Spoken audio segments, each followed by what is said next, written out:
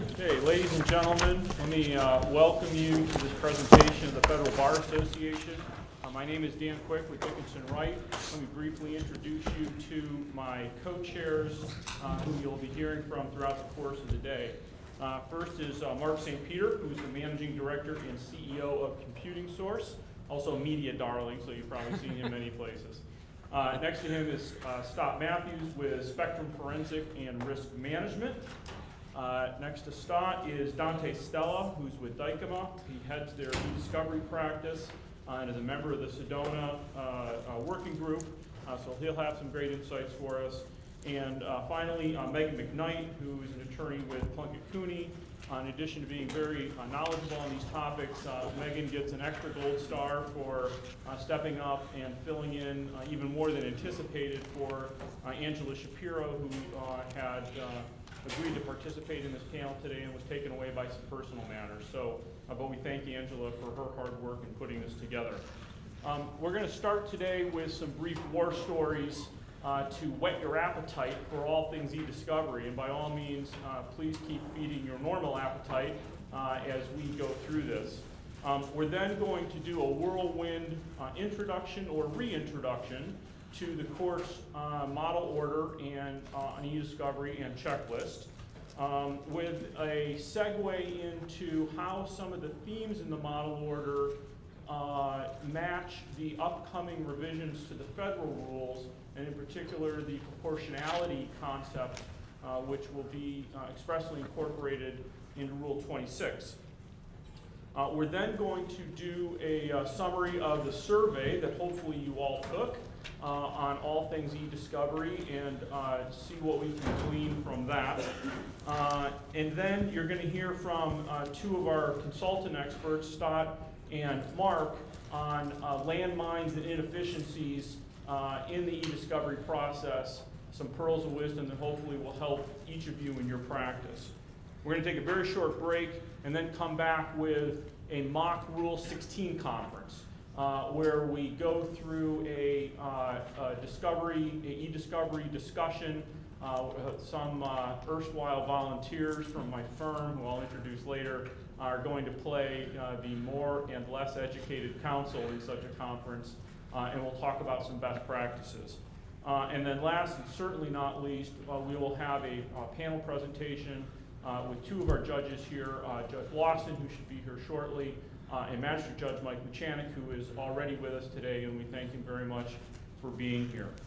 So with no further ado, let us start with some war stories on all things e-discovery, and we'll just go right down the line here and start with Mr. St. Peter. Good afternoon, everybody. Thanks for coming. When I was preparing for this, I was originally going to talk about the management of custodians and how mismanaging it can exponentially increase the volume and challenges and cost of your case. But I decided to switch gears because I had something more horrific. We had a case here in federal court that two things happened. One, we all understand that the ESI, it's voluminous and reviewing it is challenging. But we had a case where privileged documents had slipped through a variety of reviewing issues, and the court actually started to hold that this constituted a waiver of privilege, despite the presence of a clawback agreement, and it escalated to a point that, frankly, I, as somebody who does what I do for a living, I found it's kind of terrifying. She ruled that they had to take email chains, some of them 20, 30 pages long, and redact each piece of the thread separately. Now, all of you, I'm sure many of you have dealt with the review of information. It's burdensome enough, but when you consider that you would have to take an email chain that's discussion after discussion after discussion after discussion and bifurcate each one on its own, the costs are staggering. The time is staggering, and I find that pretty much to be a war story. All right, and hopefully we'll hear some things here today to help us avoid that. Stott? So my case involves an employment law-related case, and this turns the preservation a bit on its head, and I'll describe how. So the case was progressing very well. We had a lot of, I was supporting the plaintiff, the company in this situation regarding an employee former employee who left. We had confirmed that some data had gone out with this person, And oddly enough, it was on a CD. And you don't see a lot of CD-related exfiltration or loss of data via CD anymore. Maybe 7-10 years ago you saw that. Most of it's USB, cloud systems, cloud mail, etc. So the case was ramping up. The case in chief was being built. The attorney, everybody was ready to go to battle in court. The day before this was going to go to court, there was some follow-on regarding this CD. And normally you're concerned about preserving preserving the ESI. In this case, they did a great job of preserving the ESI. In fact, that ESI never left the door, never left the company. So the whole case built on this CD that ostensibly had gone out the door with the employee was with IT. So rather than, you know, the other thing where, oh my God, we didn't preserve the data, it didn't happen, and now they want it, and oh, they preserved the data, and they just didn't know that they had it. They had thought it went out the door. So that is my horror story. I've got one that I think will probably make you feel better about most civil discovery. This was from a criminal case we did a little over a decade now. One of our clients received a Department of Justice subpoena, which back in the day could be as broad as requesting all sales-related data from your entire sales force. We represented a national chemical company which had over 100 locations. And back in this day, you know, the technology for processing data was barely developed. Data cost $2,000 a gigabyte to process, and the DOJ wanted original documents. This was in a very uncomfortable transition period. We ended up sending out 40 attorneys to over 100 locations, ended up with 2 million reviewable electronic documents, a semi-trailer full of paper. We suffered the obligatory, at least temporarily missing computers, the big box of backup tapes that no one could identify. We had one of our custodians' computers had been seized by local law enforcement authorities for improper content.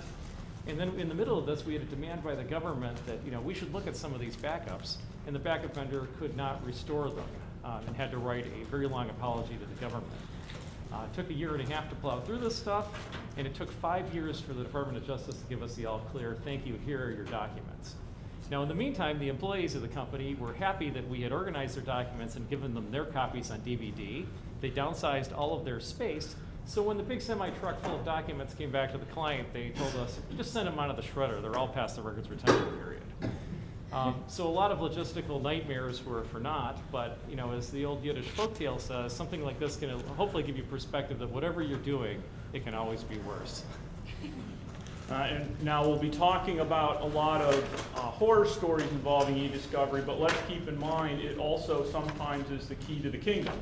So my brief story is a case going back to 2006, 2007, which was a copyright infringement case where the plaintiff alleged that he created a work of art digitally that was then misappropriated by the defendant. So of course the data files of this work became critically important.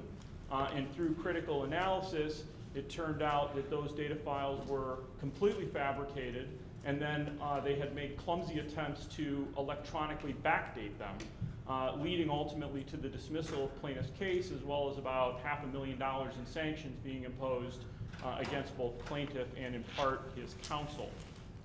So sometimes it's a burden, but boy, sometimes there's some good stuff in there. So let's talk a little bit, just by way of review, in terms of what our court has done for its model order, and Megan McKnight is going to walk us through that. So, Megan, make sure you use the mic there too. okay. Can you hear me? Scott, can you hear me? Okay, can you hear me now? Okay.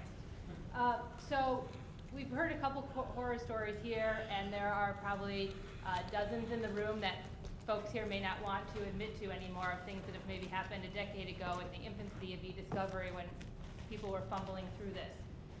And so courts across the country started to try and tackle these problems through model orders, and 18 months ago, our court here in the Eastern District adopted this model order on e-discovery. And so I'm going to assume that, you know, we took the survey, and just from anecdotal evidence, it seems that some judges are using some of the order some of the time.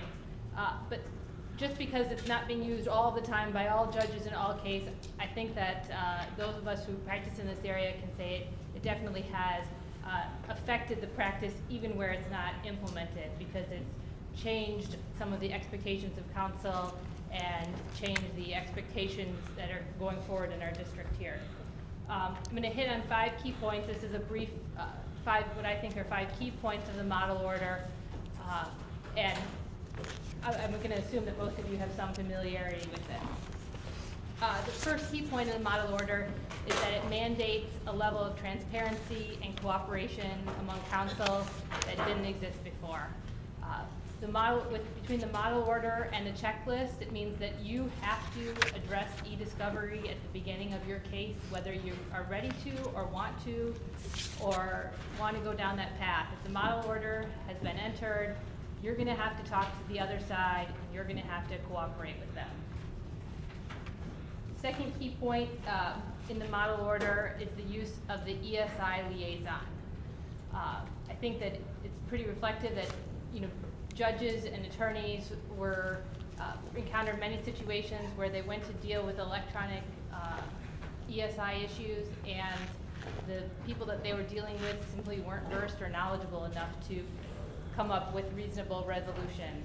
And so the model order has the use of an ESI liaison, for where those situations where it's appropriate, where you need to have somebody with knowledge of the ESI issues to help you reach resolutions. The third key provision of the model order that I think is important and has been used a lot are some of the substantive and specific presumptions or limitations on the scope of discovery. In section, I think it's 4.03, there is a presumptive limit on discovering ESI from 10 custodians over a 5-year period, and where searching doesn't take more than 160 hours. So the court has come up here with an attempt at least a baseline for what is the substantive limit on e-discovery. And I know that 10 limit custodian has been the subject of a lot of discussion and debate, and obviously it's something that in the appropriate case can be adjusted upward or downward as need be. But the 10 custodian limit and 5-year period over 160 hours have kind of, I think, changed a lot of the discussion that we've had in our district on those issues. The fourth key provision are the education principles. The model order requires that attorneys gain knowledge on electronic discovery. So by all of your presence here today, I'd like to congratulate you all on your compliance with that provision. And that education principle in the model order does actually dovetail with the ABA has modified its model rules of professional conduct to require that attorneys have technological competence in order to represent their clients. And so the model order's requirement that you have some technological competence in e-discovery seems to track with the ABA's recognition that it's important to being a practicing attorney in 2015. The fifth key point for the model order is the emphasis on proportionality. And the model order recognizes that the concept of proportionality is important both at the preservation stage and the production stage. And so proportionality is important in terms of saying what it is for a particular case that's reasonable and necessary to preserve, both in terms of just saving and in terms of production.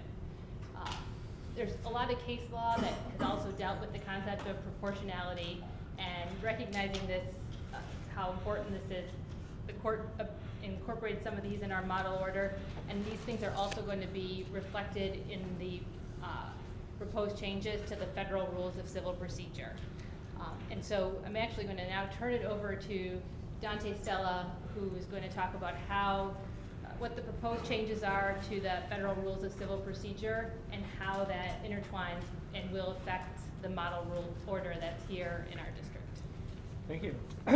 When we discuss the Federal Rules of Civil Procedure, I think we should keep a few things in mind. One is that the federal rules have always been capable at some level of handling electronic discovery. Electronic data has been covered in discovery definitions for a long, long time, and judges have worked with that definition and worked with what they believe to be reasonable solutions given the circumstances of cases where they've had discovery disputes. The 2006 amendments were obviously an explicit recognition that electronic discovery was becoming a bigger issue.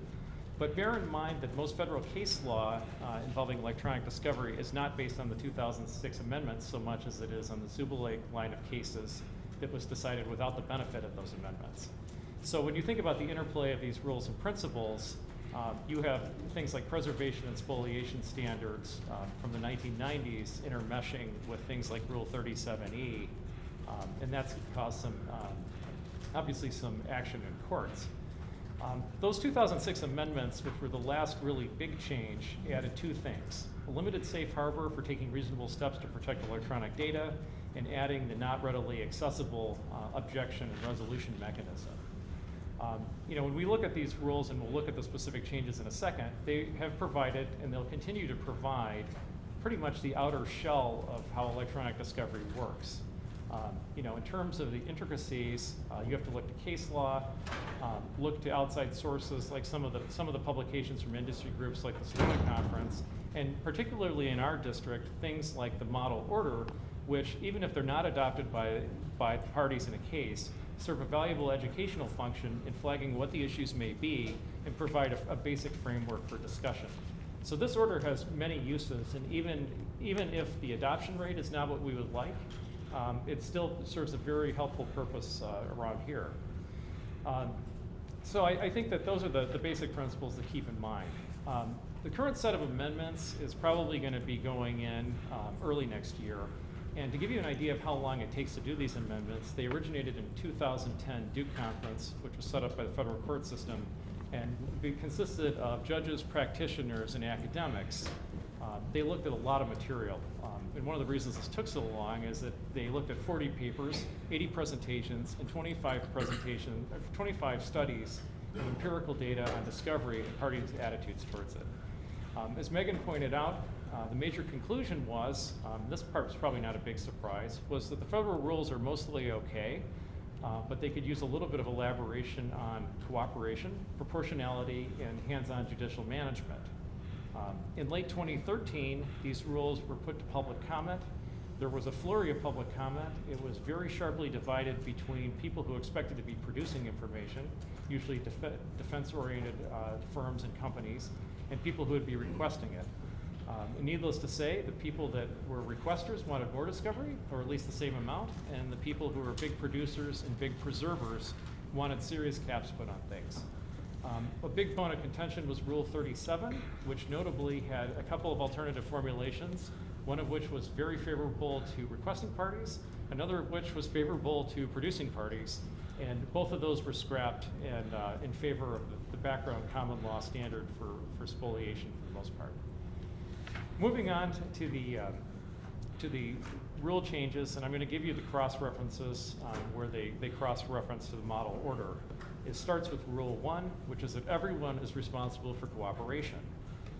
The language that has been added to Rule 1 is that the federal rules should be construed, administered, and employed by the court and the parties to secure the just, speedy, and inexpensive determination of every action and proceeding.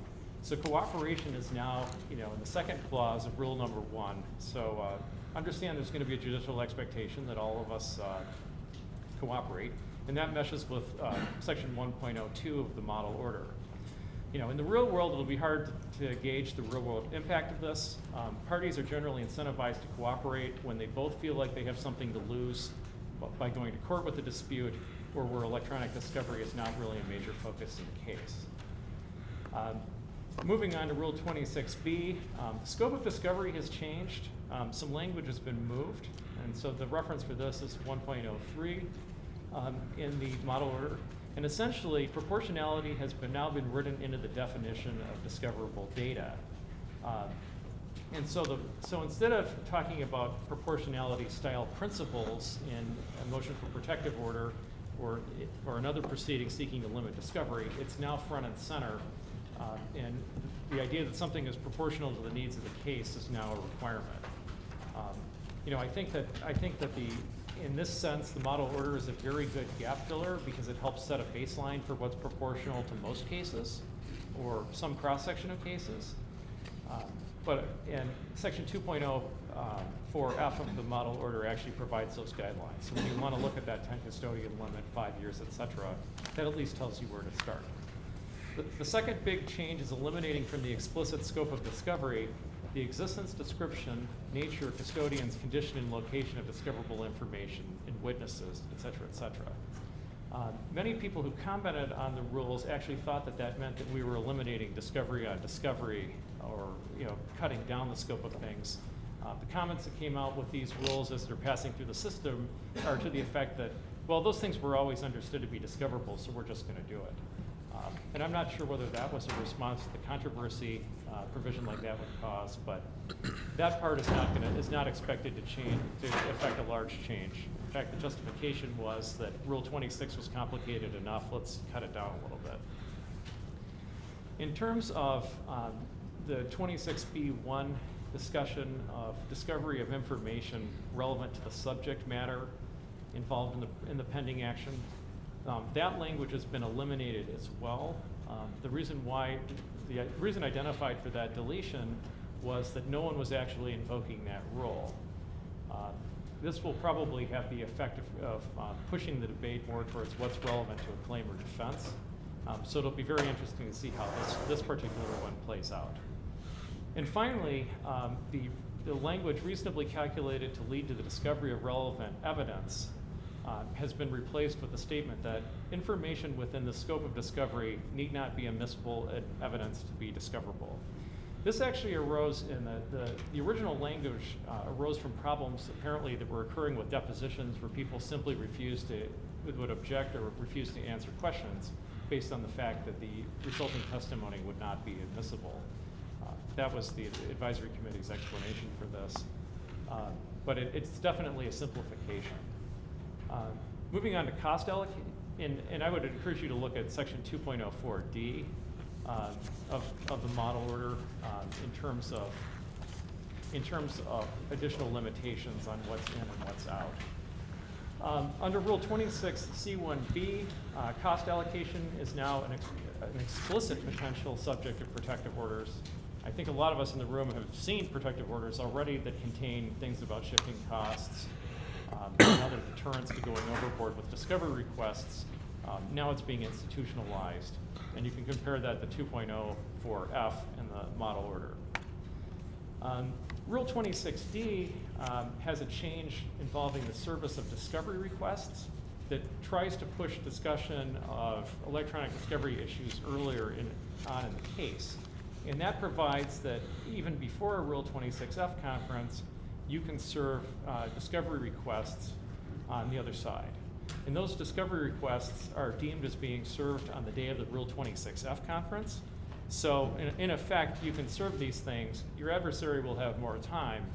But the intent is that by the time you get to that Rule 26F conference, you already know what some of the issues will be. This will be helpful in some cases. In other cases, as you've probably observed, electronic discovery issues are upfronted when someone sends someone else a demand letter for preservation, and that discussion starts early sometimes as well. And so, I think that we would direct you on that point, to look at Rule 2.03 or Section 2.03 as well.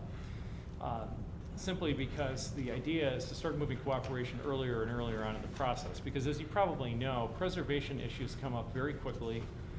Clients realize very suddenly that things that were agreed to or contemplated may not be possible from a technical standpoint. And so these are always good discussions to have early.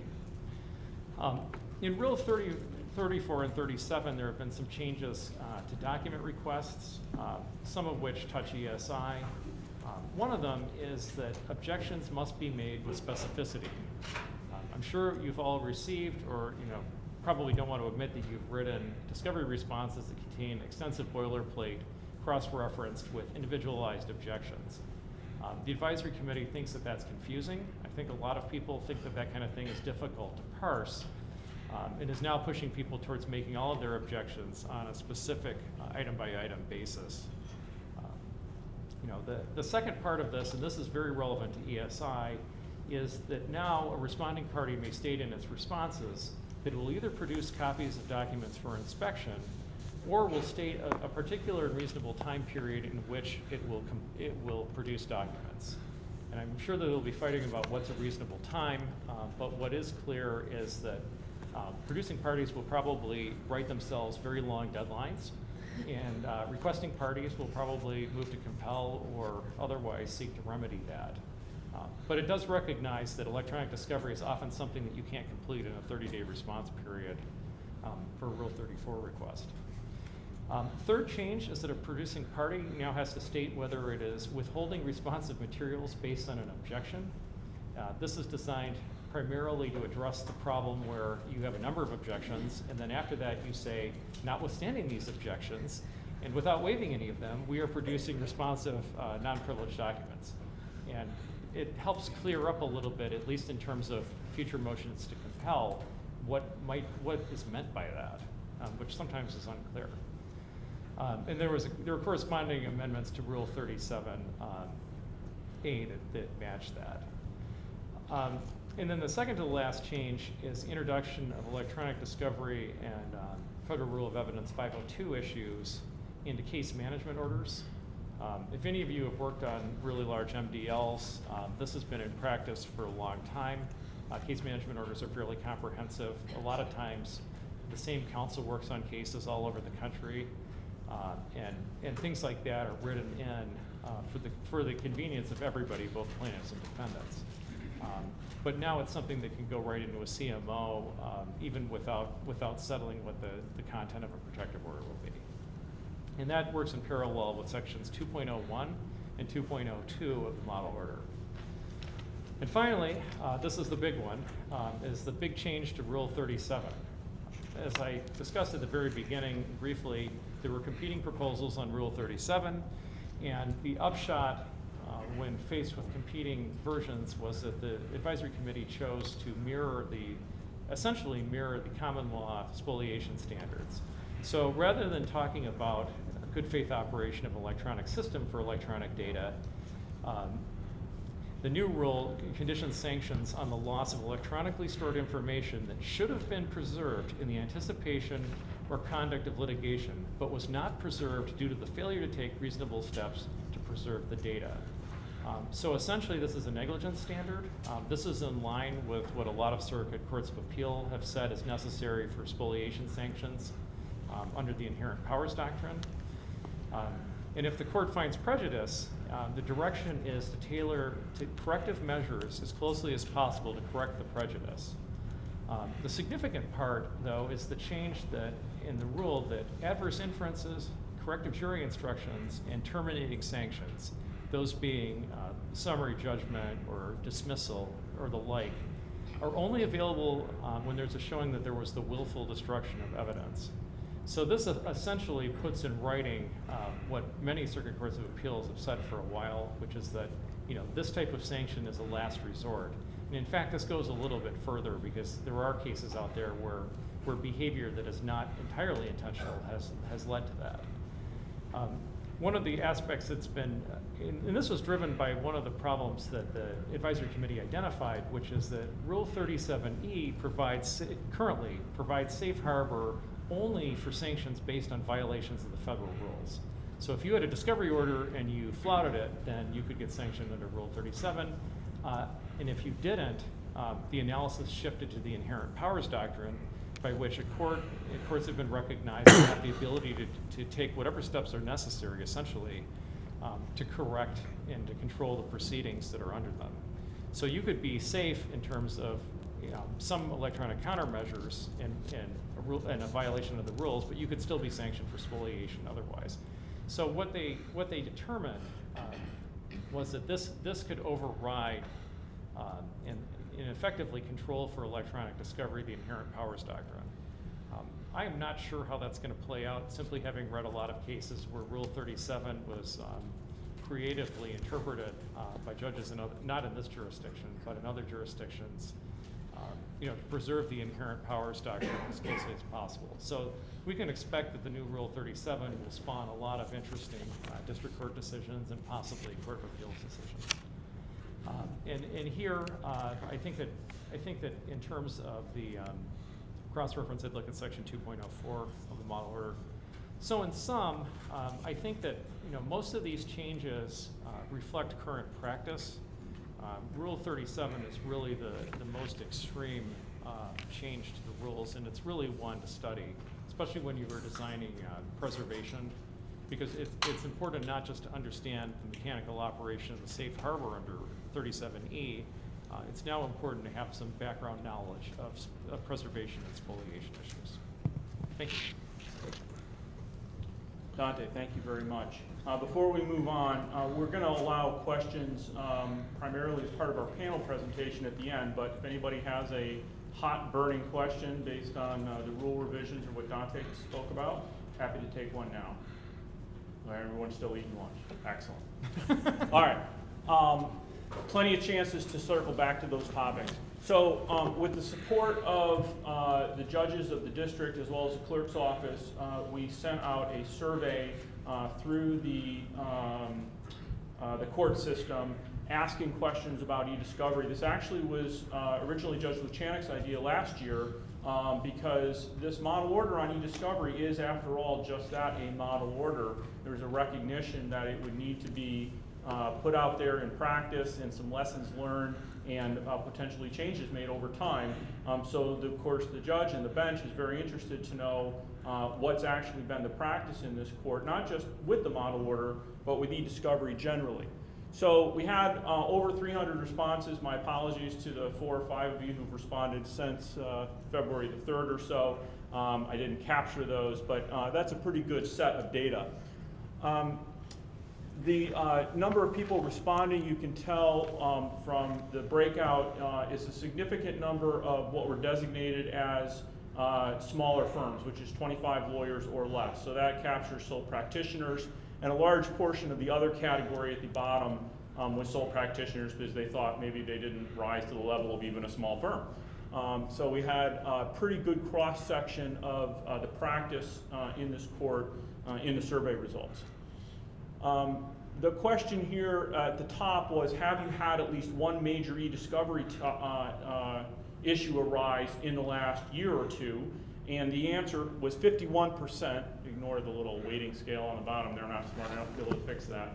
51% said yes, which is interesting because I just received an article in my inbox the other day from one of these services titled something like, "Every case is an e-discovery case." And to some extent, that's certainly true. But of all of those cases, counsel thought, or the respondents thought, 51% of them included a major e-discovery issue. And then the next question was, have you had the model order applied in your case? And the answer was 23% of the respondents had had a model order replied. This is some kind of weighted scaling system. This is why I went to law school, not became a doctor. So then the question was, where the model order was applied, how did it get applied? Was it your idea or was it the court's idea? And interestingly, I guess going into this, I would have thought it would have been the other way around, that it would have been the judges who came up with this darn thing who would have been advocating it. But maybe we've done a good job of educating our attorneys because, in fact, by about 3 to 1, the lawyers are the ones who brought up the model order and suggested that somehow it be included as part of the case management order. So then the question was, well, what portion of the model order was applied? And here you can see that in practice, the model order has almost never been simply adopted in a blanket fashion. The lawyers and the court are picking and choosing the portions of it that they want to apply to their case. The largest categories on here include the early case assessment, which I assume also includes a discussion of e-discovery issues at the Rule 16 conference and as part of the Rule 26F meet and confer.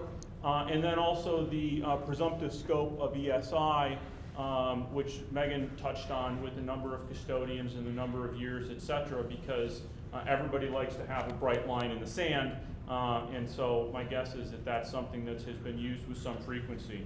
We're going to talk with Judge Luchanik, and I'll welcome Judge Lawson, who just joined us, a little bit later in the panel about what was the intention when we adopted this order. Was it to have it be a one-size-fit-all or more of a cafeteria type of model?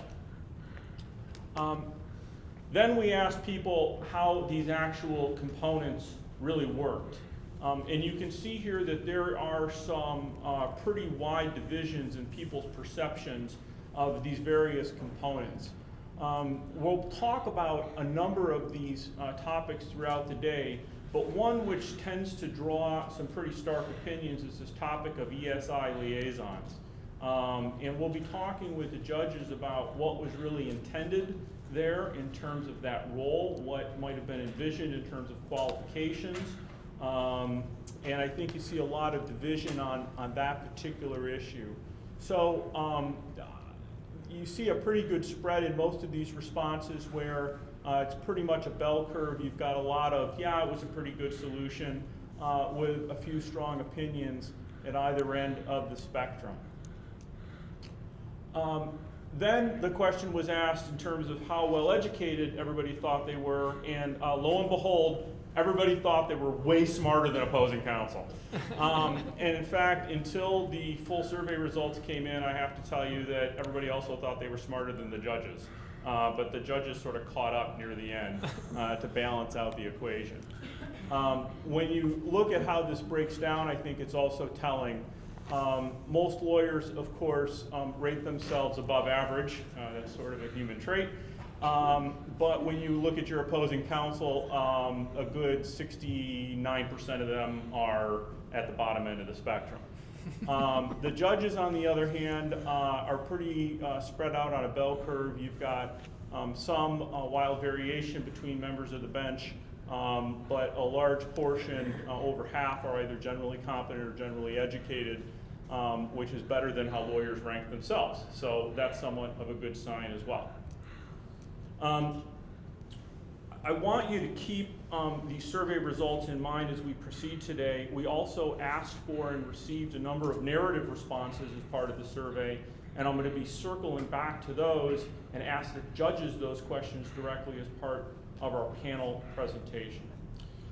So coming up next, we're going to hear from Stott and Mark on their view of some of the landmines and inefficiencies in the e-discovery process and some tips to help you out. Hello again. Stott is going to talk you through the what, where, and how of preservation, but I wanted to kick off that discussion with a couple of important thoughts.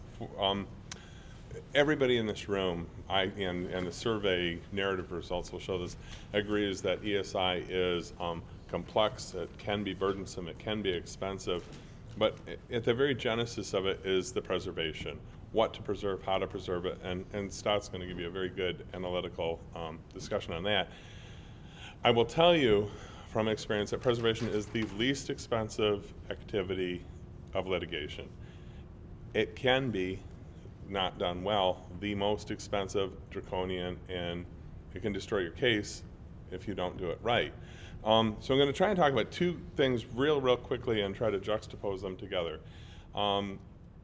My part of this was going to be to talk about the custodians. The model order sets forth a presumptive limit of 10 custodians, and I've watched a couple litigants immediately try to fill up that list. Well, what happens is you fill up the list of 10, and in the middle of discovery you find out that Mr. Smith really never emailed, his secretary Susan did. And so Susan should be on the list, and now we have 11. Well, and this manager really did all the work for this person. So it might be better to start with a few custodians and let it expand to the presumptive limit as you discover the things you don't know what you don't know at the beginning. Also on preservation, I would be remiss not to call your attention to the model order section 204, section D. It says that the following categories of ESI are generally not discoverable, so you might think you don't need to preserve them. It talks about deleted and slack space. It talks specifically about internet files, internet history, and data in metadata fields such as date last open. I have to tell you that more than half of my case load that at any given moment has to do with employment cases. People have left, both on plaintiff and defendant. Somebody has left employment and either has or hasn't taken something or is presumed to have taken something. And these data are crucial. I'll give you a perfect example. I know of a case that within the last 4 months where a departing employee appears to have downloaded, installed a piece of software on the Friday before his resignation to upload the entire contents of his computer to a cloud drive, resigned on Monday, deleted the software, then left. And all of that evidence would have not been discovered had it not been for prompt preservation. Now, of course, depending which side of the case you're on, this can be a curse or a blessing. So prompt, swift preservation. And if you're in that kind of a case where that contemporaneous data is at stake, swift preservation is a must. So having said those two things, I'm going to turn over to Scott to talk you through the what, how, and why of preservation itself. Thanks, Mark. So the one thing I just start off with, I'll assume everybody has the litigation hold thing down at this point in time. You send the litigation hold document out. The one piece that I'd add to that is the continual follow-up. Now, the Zubilake opinions do touch on that, but for some of these DOJ cases that can go on and on and on, it's a good idea to confirm with your client, hey, what is the status of that data that we have squirreled away? Do you still have that? Oh, well, the person who had been the custodian, i.e. the person who's caretaking this data in their filing cabinet or whatever, they quit or left to a new company 6 months ago. So that is a great question. And then we moved offices. So the point is, what looks to be straightforward in terms of litigation hold, we got it squared away. It may have been squared away at that point in time. Following up on some regular basis is critical to ensure that you don't have these moments where like, oh my God, I can't believe that just happened, because it does. Okay, so litigation hold. Up to the screen, what do you want to preserve?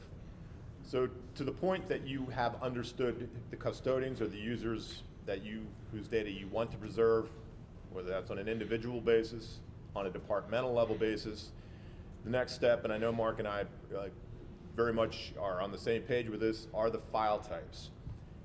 99% of the cases are going to work with what kind of files? Microsoft Office, maybe some PDFs for sure, some TIFFs. Easy. You got the .doc, .xls, .ppt, .pdf. All the file extensions representing that suite of file types. Email. That should be very easy. I'll touch later at the bottom there about cloud-based email. That has no local copy, but generally email, enterprise-based email, so corporate email systems, that should be straightforward. There's no mystery in that regard. There may be some mystery in terms of specialized applications, and this comes down to the meeting that you have with your own client, with their IT, and based on the type of case that you're dealing with, whether perhaps it involves engineers, perhaps it involves their accounting staff, perhaps it involves some outsourced people that, oh, by the way, you better get on the ball and track that store location of ESI as well. But these specialized applications will tell you then, there's an accounting system, there is the who knows what type of enterprise-based system that you need to be aware of. And oh, by the way, you're not going to preserve that in the traditional sense of taking it off-site to a vendor. You will have to have whoever the corporate subject matter experts are generate the reports out of that system in whatever native format they come out, maybe in Crystal reports in some type of PDF or other format. But to go into the weeds of these specialized applications can be very critical in terms of not dropping the ball in preserving something that is vital to your case. Go ahead. I just want to interject a point on this section that Scott is speaking about. It is exponential. The amount of data in a computer is this big. when you winnow it down to the salient, relevant files or file types most likely to be discoverable and relevant to the case, it's like a 6-foot man next to the Empire State Building. A computer is filled with so much minutia, system files, et cetera. And there are techniques like denisting to separate the wheat from the chaff, but this is a technique, and again, it's not said, both of us are on the same page. If you, in a normal business case, these are the file types. If you can pull them separate from the computer data, you can save a lot of time, a lot of money, a lot of complication. But as you just said, there are artistic, engineering, and other those types of cases where you have to look at specialized file types. But it really can reduce your burden magnificently. I'm glad Mark mentioned nisting or denisting. So the National Institute of Health and Technology, they have a list of files. Their digital fingerprint, for lack of for a nice, easy way to describe it, of files that you don't have to worry about. So the technique is you compare the digital fingerprint of all the files on this computer to the ones that are on the NIST list, and then you don't need to include any of those. I think that just makes it far too complicated. Keep it easy. We know what we need to work with.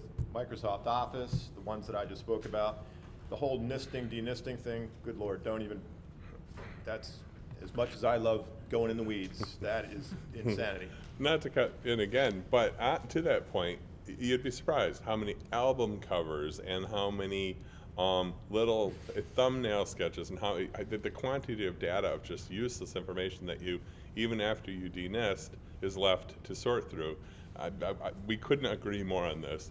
Go straight to the file types and you'll eliminate just a lot of things. Denisting has been, in our, I believe in our mutual opinion, somewhat of a myth. Okay, so I'll deal with whether it goes to decide how you want to preserve it or locations of ESI. You can order that either way, but I'm going to jump down to locations of ESI.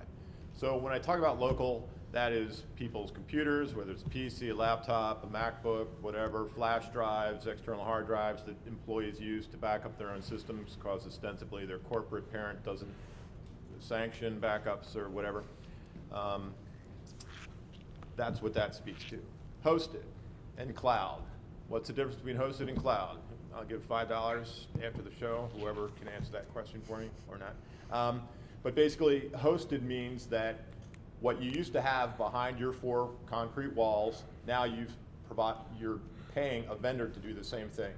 You may or may not own that equipment, but you're leasing the equipment and all your systems and everything are out there, but basically it's yours. Cloud, that's a third-party entity that's providing these services for you, whether it's accounting, I mean, pretty much everything you get out in the cloud, including Microsoft Office now. Thomson Reuters, all their tax and accounting suite is up in the cloud. I was at a conference right before Christmas, and I asked how many of you people out there know your cloud-based, if you have cloud-based systems supporting your enterprise, and then how many of you know how to preserve that if you get a litigation hold? There are all these, there was the thinking part, and then there was the oh crap part that you could see come across through their faces. To the point of the cloud, and specifically, Mark touched on this, there's the timeliness issue of these cloud-based systems. And that's where I guess I love the Zubilake orders just in terms of the punitive nature of some of her actions where there's egregious behavior. This is such an ethereal piece of ESI. If you do not preserve it on your, you and your client really go to town and preserve that information. I have not seen the pejorative action by the courts for failures in that regard. And maybe it's just taking time to catch up, but unless there's something bad that's going to happen, I think the slow, loosey-goosey approach to the cloud preservation is going to continue. A quick thing on cloud, 2 quick things. One, with regard to these cloud-based systems, some of the cloud providers are in Asia, some of them are in Europe.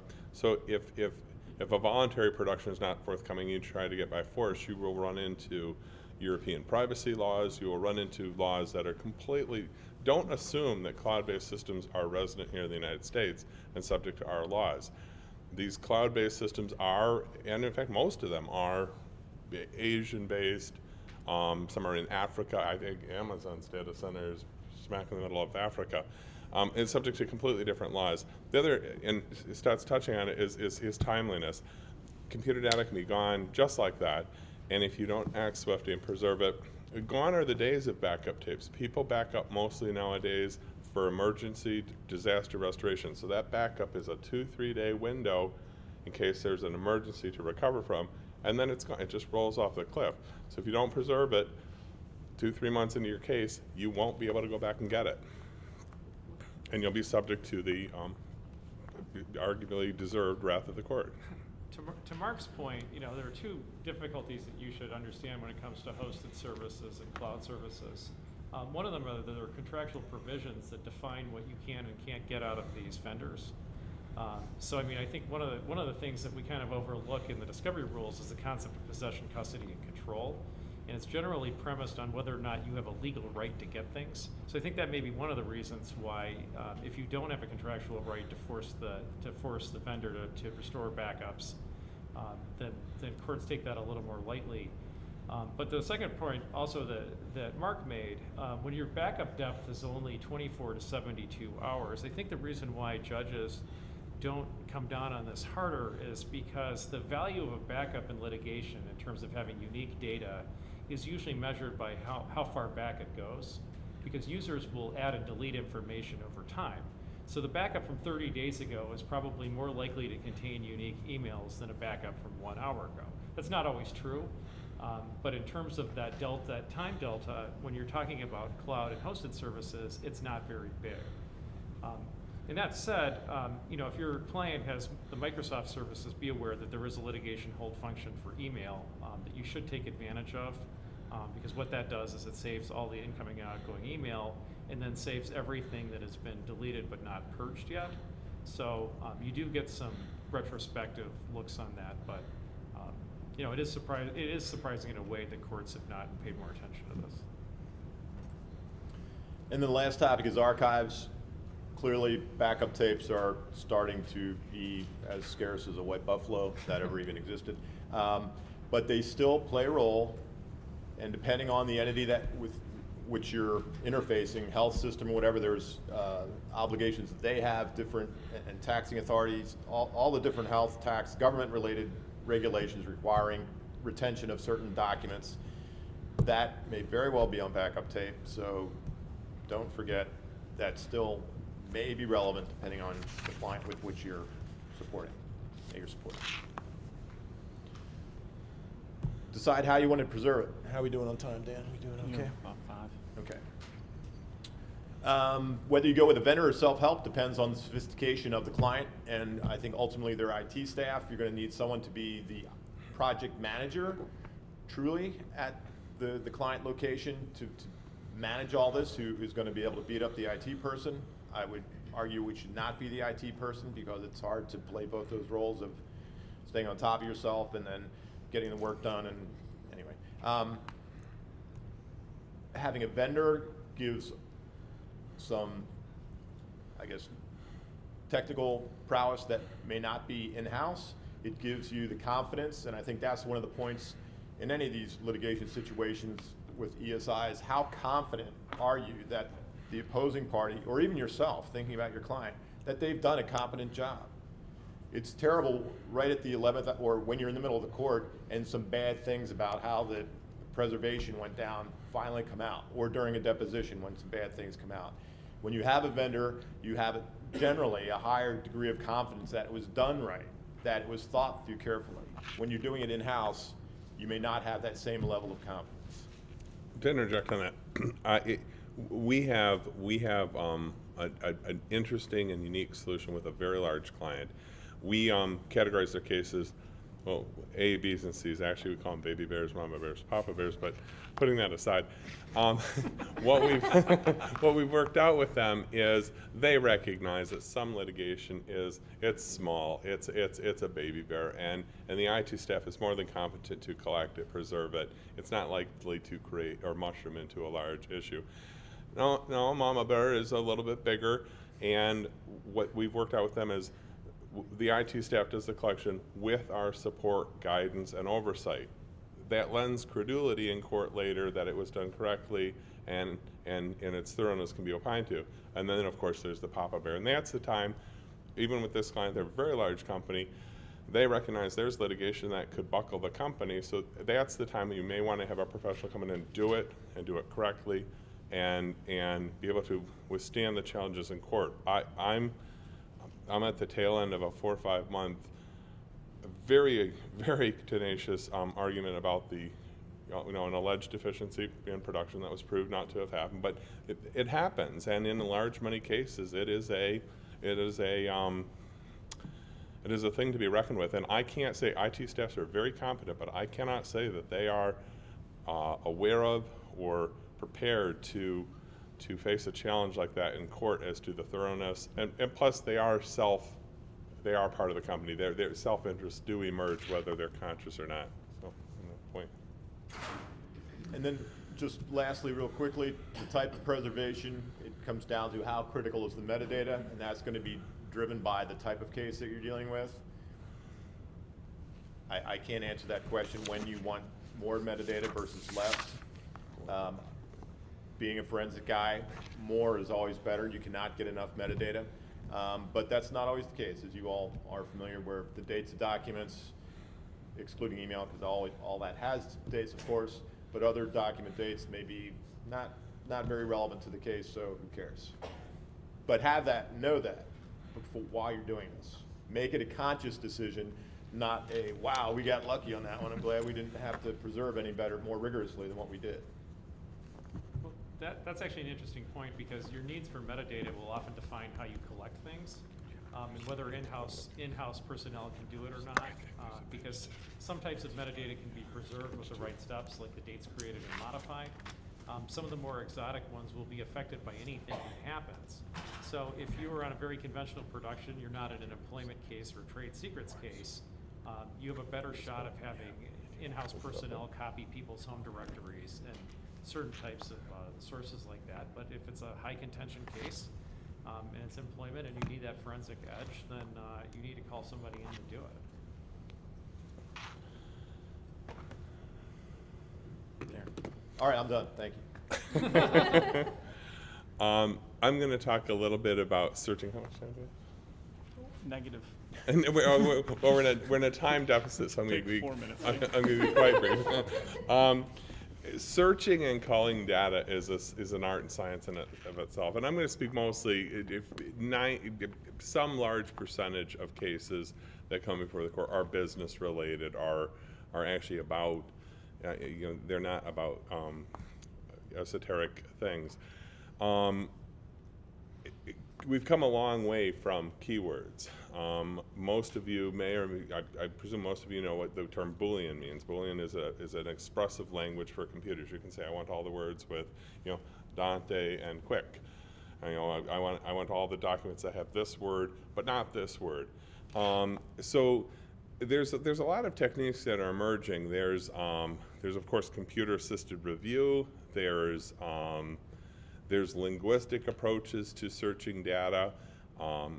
You have to be informed when you delve into this, though. Your clients may have, large insurance company. They have acronyms for everything under the sun, and if you don't know the acronyms, how can you possibly search them? Because they never use the words; they always use the initials. They have nicknames. So I guess in this whole searching thing, it's an art of taking a set of data and winnowing it down to that most likely to produce the salient information for the lawsuit. One of the most ridiculous things I've ever seen is sampling. There's search terms or phrases proposed. One of them has an excessive amount of hits, and the immediate move is to, well, let's strike that one. Well, that's ridiculous. I'm sorry, because that's the one that has all the good information. Perhaps what you should do is say, well, let's try to winnow it down. It is an important term. That's why it has so many hits. But let's add compounds to it. Let's add proximity searches to it, because within those large number of hits, there are documents that go right to the heart of the case.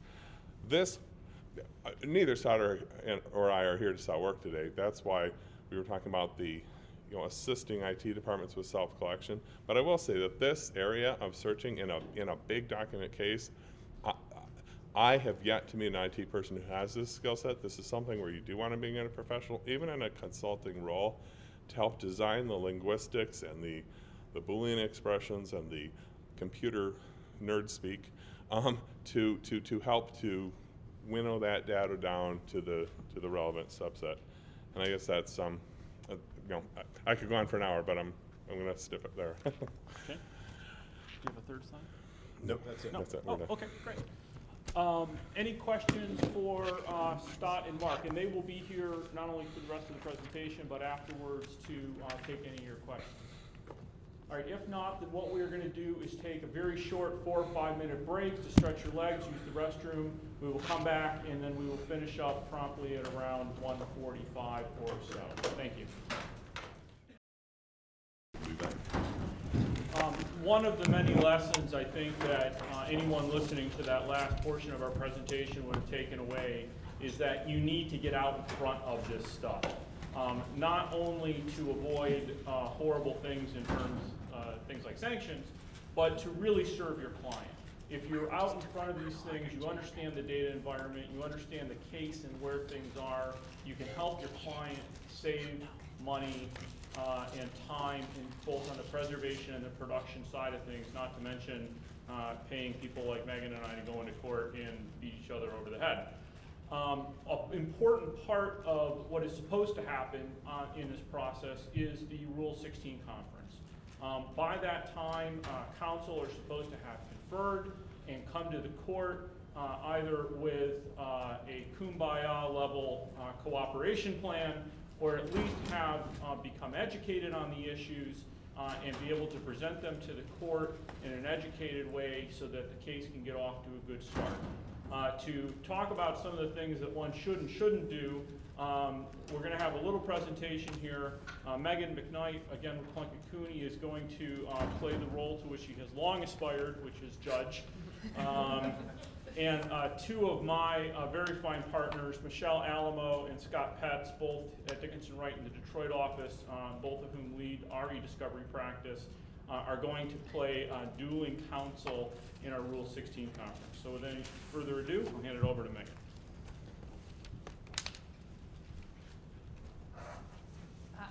Welcome back. So I think that we were talking a lot of abstract concepts this morning about what the model order says and what Rule 26 says. And so I think we're going to do a short skit for a Rule 16 conference in order to put a little meat on some of the more abstract concepts that we've been discussing. I'm going to play the role of judge. Apologies for the judges in the room for that. And I also want to give one caveat here. Michelle and Scott are both sophisticated practitioners, so if you notice them acting a little silly in parts of this, that's all an act. Obviously, they would come maybe a little more prepared in the actual scenario. So here are the facts of our mock Rule 16 conference. So we have a situation where the plaintiff is a national auto supplier that's represented by Scott Petz. Defendants are 3 former employees of plaintiff. They're all female, and the small software company that they founded, and they will be represented by Michelle Alamo. The defendants, all 3 of them, worked for the plaintiff for 4 years before resigning at the same time. Shortly after they resigned, the plaintiff sued the defendants for theft of trade secrets, seeking in excess of $1 million in damages. The defendants counterclaimed, claiming gender discrimination, and they too sought damages in excess of $1 million. The court, at the very beginning of the case, entered the ESI model order, and the defendants actually had a very thorough 26F conference. The next week, they attended the Rule 16 conference, and they came bearing with several issues that they wanted the court to decide on. Okay, we'll pretend here. So good afternoon, counselors. How are we doing today? Good afternoon, Your Honor. Scott Petz here on behalf of the plaintiff from Dickinson Wrong. Good afternoon, Your Honor. Michelle Alamo here on behalf of the defendants from Dickinson Wright. So I understand that you've had a Rule 26 conference, is that correct? That is correct, Your Honor. Given the vital importance of this case to plaintiff's business, defendant's counterclaim filed, and the host of ESI issues anticipated by the parties' counsel, we engaged in a very thorough 26F conference going over the ESI model order and checklist, frontward, backwards, and sideways. And we have a few issues that we're going to need your help on ironing out.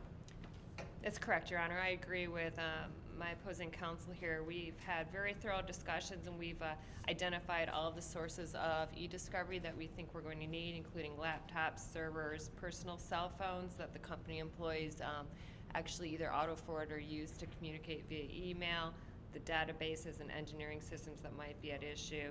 We've identified our ESI liaisons, and we've been working diligently together, but we do have a few issues we need your help with. Well, first of all, I'll praise you guys for getting together and actually having that Rule 26F conference. Too often parties come and they haven't actually talked about any of the issues before they get here. So what's the most pressing issue you have today? Well, I think, Your Honor, with opposing counsel's agreement, I'll go first. The first issue from our perspective, again, realizing that I represent the three defendants who have been charged with theft of trade secrets and have filed a counterclaim for discrimination based on gender, is the custodian limit of 10. We think 5 years is appropriate for the time period, but 10 custodians simply is not enough, giving our claims here, and especially our counterclaim for race discrimination. During our conferences, I've been able to indicate, or at least lay out for opposing counsel, Mr. Petz, that in addition to my 3 clients, we've got 12 similarly situated male coworkers that we're going to need email from, to, and related to, 8 similarly situated female coworkers who all worked under the same supervisor as our three clients, 1 human resources director, and at least 3 people related to the trade secret claims. So if I added that up correctly, it's about 27 custodians overall. Mr. Petz, what's your position on the 27 custodians? Well, Your Honor, the years and the custodians is related, and one phrase, too many on both. 5 years is not reasonable because these defendants only worked for plaintiff for 4 years. And then when you couple that with 27 custodians, 10 would not even be reasonable in this case, which is the presumptive limitation. Why? It's because of the data at issue. And defense counsel knows full well how plaintiff keeps their data, because her clients worked for plaintiff. And that data is housed on an email server that does not log custodians, which is not uncommon, and defendants know this. So the searches would need to be run on the to, from, CC, and BCC of all these emails in order to figure out what emails a custodian was involved in. For the 5-year period being sought, I've identified 2 terabytes of email data, which we'd have to run searches on. We're looking at an outside vendor cost of $390,000, which was the lowest quote of 3, and weeks of processing time to whittle it down to 27 names. The above cost does not even factor in the indexing and OCRing costs that defense counsel wants, so that Ms. Alamo can easily load this up with relativity. So we will be producing compatible load files, which we have no issue with. It's the amount of data.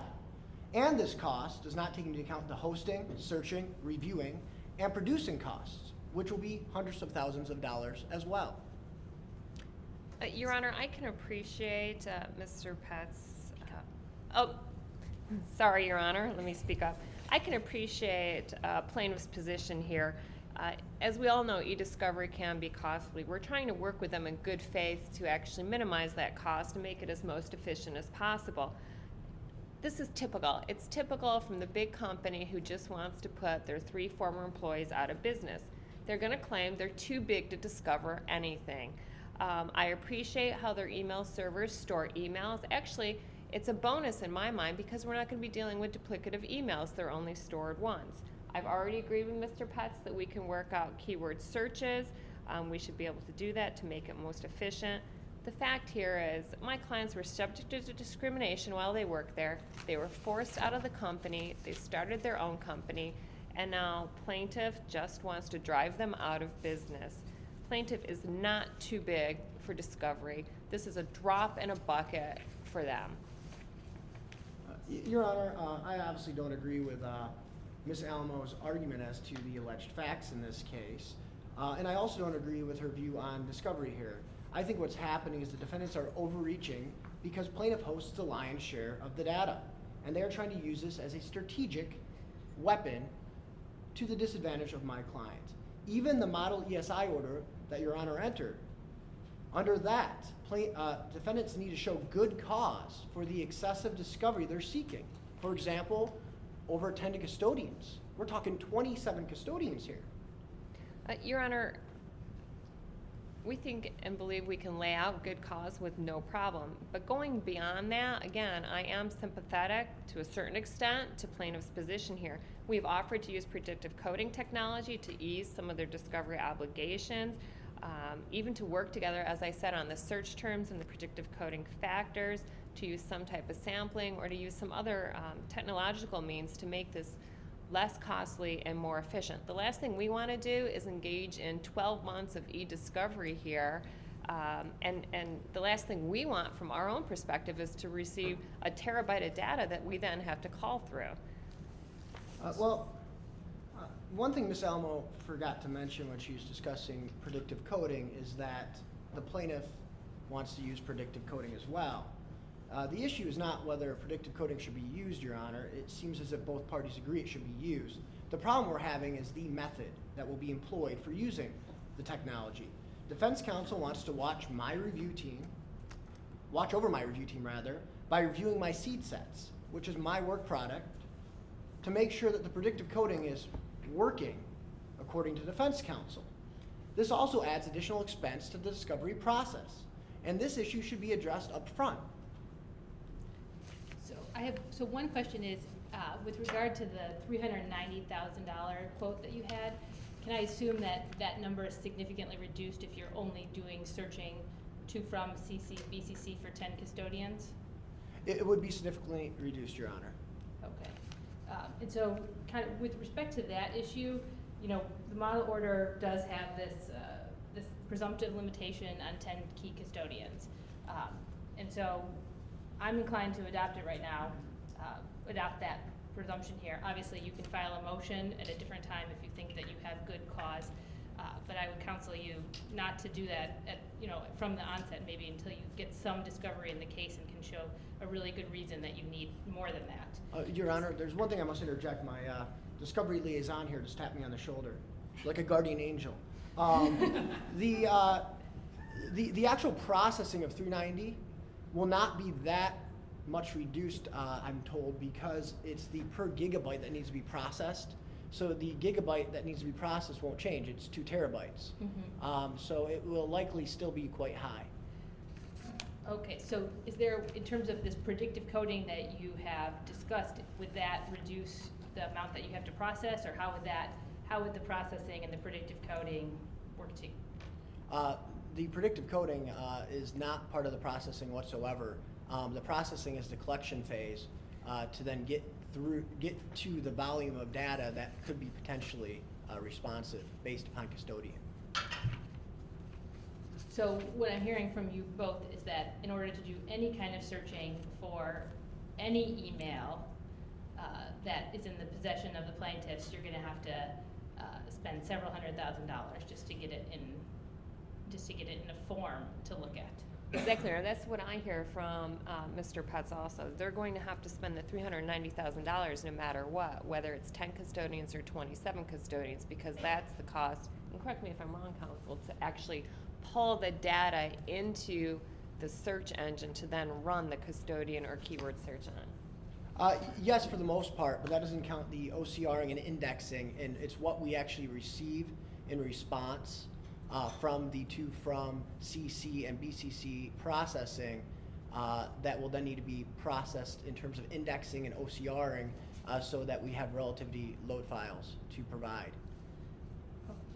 Okay, now I'm gonna go for it. Then you guys, thank you for helping me understand that. So now we're talking about these predictive coding, the predictive coding methods here.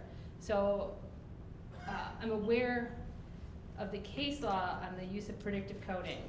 And it sounds like you guys have really kind of dug into this and discussed it and how that would actually work once the data is processed. Is that right?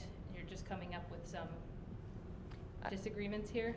That's correct, Your Honor. We have discussed the use of predictive coding for the review purposes and to make that more efficient and more cost-effective for plaintiff, kind of to counterbalance in our mind the 27 custodians that we've asked for. But as plaintiff's counsel has indicated, I need some transparency there to, satisfy both my duty to my client to make sure that the predictive coding is operating as it should be, that they're using the correct seed sets, so that I can make sure whenever you're using any type of artificial intelligence, garbage in is garbage out. So we have to make sure there's not garbage going in. Ms. Alamo, have you guys considered any kind of cost shifting or cost sharing here? Well, yes, Your Honor, and if defendants want all this discovery, I think they should have to pay for it. Your Honor, here we are again. It's plaintiffs trying to bury my poor little clients who are trying to start their business after being driven out of plaintiff's company because of the discrimination there. My clients should not have to pay for it. The goal of this litigation was just to drive my clients out of business, and this is just a tactic to make this litigation as expensive as possible for them. Okay, so I'm hearing kind of a couple issues here that sounds like you guys need help on. First of all, you need help on just the general scope of what you are going to process here. Have you guys considered alternate date ranges to try and hone in on the dates that are most salient to the lawsuit? I have, Your Honor. I think it should be no more than 4 years, and 1/5 of $390 is a considerable savings that her clients would pay after you cost shift. I'm sorry, you said 1/5 of $390? Yes, because 5 years of data, and I'm guessing about 1/5 of it would be gone if we limit it to 4 years rather than 5. So that would reduce the cost. Well, Your Honor, again, they would have to actually load and process all of that email data because of how they chose to set up their system. So we don't think that's a cost that my client should have to bear in any event. They have to at least do 10 custodians. Council's already told us that they're going to have to sink the $390,000 no matter what, just to prepare that for searching, regardless of the number of custodians. So in our opinion, and I'm more than happy to brief this issue for you, that's a sunk cost that is for them to shoulder here. They filed this lawsuit, we didn't. Your Honor, if I'm understanding correctly, I think what you were suggesting is if we reduce the number of years, would that reduce the amount of data that need to be processed? That's what I am asking here. Okay, That's, and the answer is a resounding yes, because even if we had to search the ridiculous number of 27 for processing, we'd be doing it in less than 2 terabytes of data space. Except for, Your Honor, my clients may have only worked there 4 years, but their main claim, and they sued us, is a trade secrets claim. And there could definitely be relevant emails relating to the trade secrets at issue here and the trade secret claim that go back 5 years. so do you guys have any other, at this time, have you considered any other creative solutions for reducing that, what Ms. Alamo is characterizing as a sunk cost? Do you have any other creative solutions in terms of reducing that sunk cost other than the date range? Not other than the date range, other than, I am prepared to file a motion for cost shifting or in the alternative proportionality, because this is a case where we're arguing about $1 million apiece, and we're talking about, at the onset, my client having to spend over 1/4 of the amount at issue. Okay. Well, and Your Honor, I would like to counter something because I've heard plaintiff's counsel now say, well, this case is only $1 million case. It's not a bet the company case. It is a bet the company case for my clients. $1 million might be a drop in the bucket for plaintiff. It's not a drop in the bucket for my clients. Okay, so it sounds like what you two both need to do is you're gonna need to brief the issue of using the concepts of proportionality and relevancy to help me understand how much data you guys are going to need to process. And I would like to make sure that this is the this is the only way you can get at this email. It sounds like you're both in agreement in that regard, but if you can make sure you talk to your ESI liaisons and ensure that this is really the only way we're going to be able to get the company's emails is through this huge processing project. So I'd like you to brief the issues of proportionality, relevancy with respect to that. Obviously here, sounds like Mr. Petz has already talked about cost shifting and cost sharing. I don't know that it's necessarily applicable, but this may be a time to address that right at the get-go if you want to tie that into your other discussions in that regard. Once you get the email processed and ready, it sounds like there's still going to be a lot of data, even if we're able to agree on maybe a smaller universe of data. And so I'm glad that you guys are talking about predictive coding and the use of technology-assisted review. Once we maybe address this first issue about how much data you're going to process, at the different concepts that relate to that, then we can look and figure out how best to use technology-assisted review and address the work product and attorney-client privilege issues that relate to that. Does that make sense? Yes, Your Honor. Yes, Your Honor. And lastly, this is actually one thing I just wanted to mention. When we do get to the point in which you do have a finite data set, I'm strongly in favor of the use of orders under Federal Rule of Evidence 502. Have you guys discussed that? Yes, Your Honor, I believe you're referring to the non-waiver orders, and we have, from defendant's perspective, we do have one fundamental issue that's going to have to be resolved here with respect to employer-provided technology. My clients had laptops that they were issued by plaintiff, and they actually use those laptops and their email accounts, both work and personal, through the laptops to communicate with their attorneys in certain situations, including myself and other attorneys when they were setting up their business.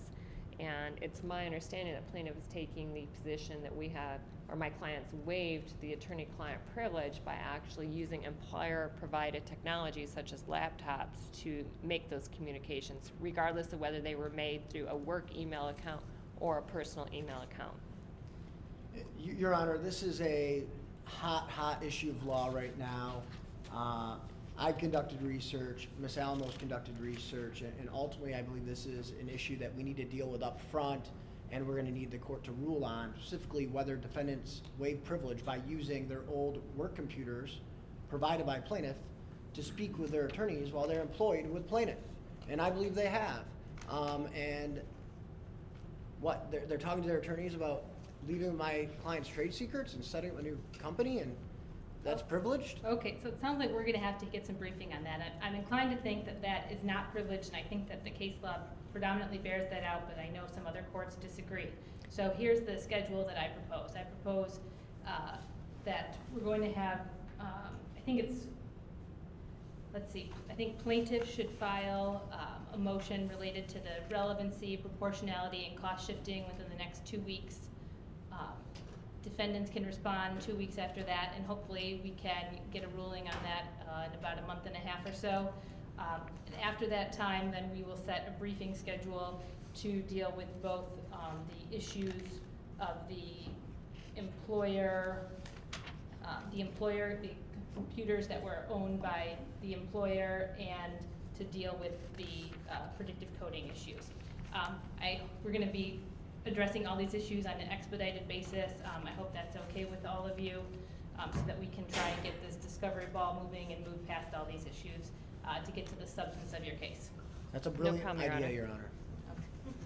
Your Honor. Okay, thanks for taking your time. Thanks for coming prepared today. Thank you, Your Honor. Round of applause for our volunteers. I'll call Judges Lawson and Luchanik to the front of the room. I'll just make a few observations while they're coming up. First, I think that this little exercise demonstrates the complex burden that this e-discovery issue places upon the court. Not only does the court, in order to efficiently resolve these disputes, need to be knowledgeable on the technology and the litigation issues, But I don't know, we got like, what, 7 rounds of briefing out of that Rule 16 conference. So there's going to be a new layer on the litigation process. And it really does introduce a burden on the lawyers, not only to understand the technology, not only to learn the facts of both the case and their own client in terms of where this data may be, but to engage in this negotiation process. Sedona Conference, which, as you know, is sort of on the cutting edge of these issues, I just received an email, is hosting a 2-day seminar. It's in Atlanta, so that's not bad. But a 2-day seminar on nothing other than e-discovery negotiation training. So this is the next level of where things are going in the litigation process, at least for a portion of cases. I hope that that exercise was useful for you. Let me now introduce to you our 2 distinguished jurists who need no introduction, but will do it anyway. To my immediate left is Judge David Lawson. He was nominated by President Clinton and took the bench in the year 2000. Before that, some 24 years, I may be underselling it, of private practice at various size firms and knows the litigation trenches very well and lectures nationally on issues of evidence and procedure. And on my far left is Magistrate Judge Michael Luchanek, who took the bench in December of 2007, is an extremely smart guy because, of course, he's a U of M graduate. Notice I didn't comment on that as to Judge Lawson's alma mater, Notre Dame. Judge Luchanek, you were involved in the process of putting this model order together, so simply by way of background, share with us a little bit in terms of how this thing came about and what the inspiration was. It came about because I think that there was clearly the perception that we were behind the curve, we in the Eastern District of Michigan, to the extent that many other districts had adopted similar model orders or terminology similar to that addressed specifically e-discovery type issues.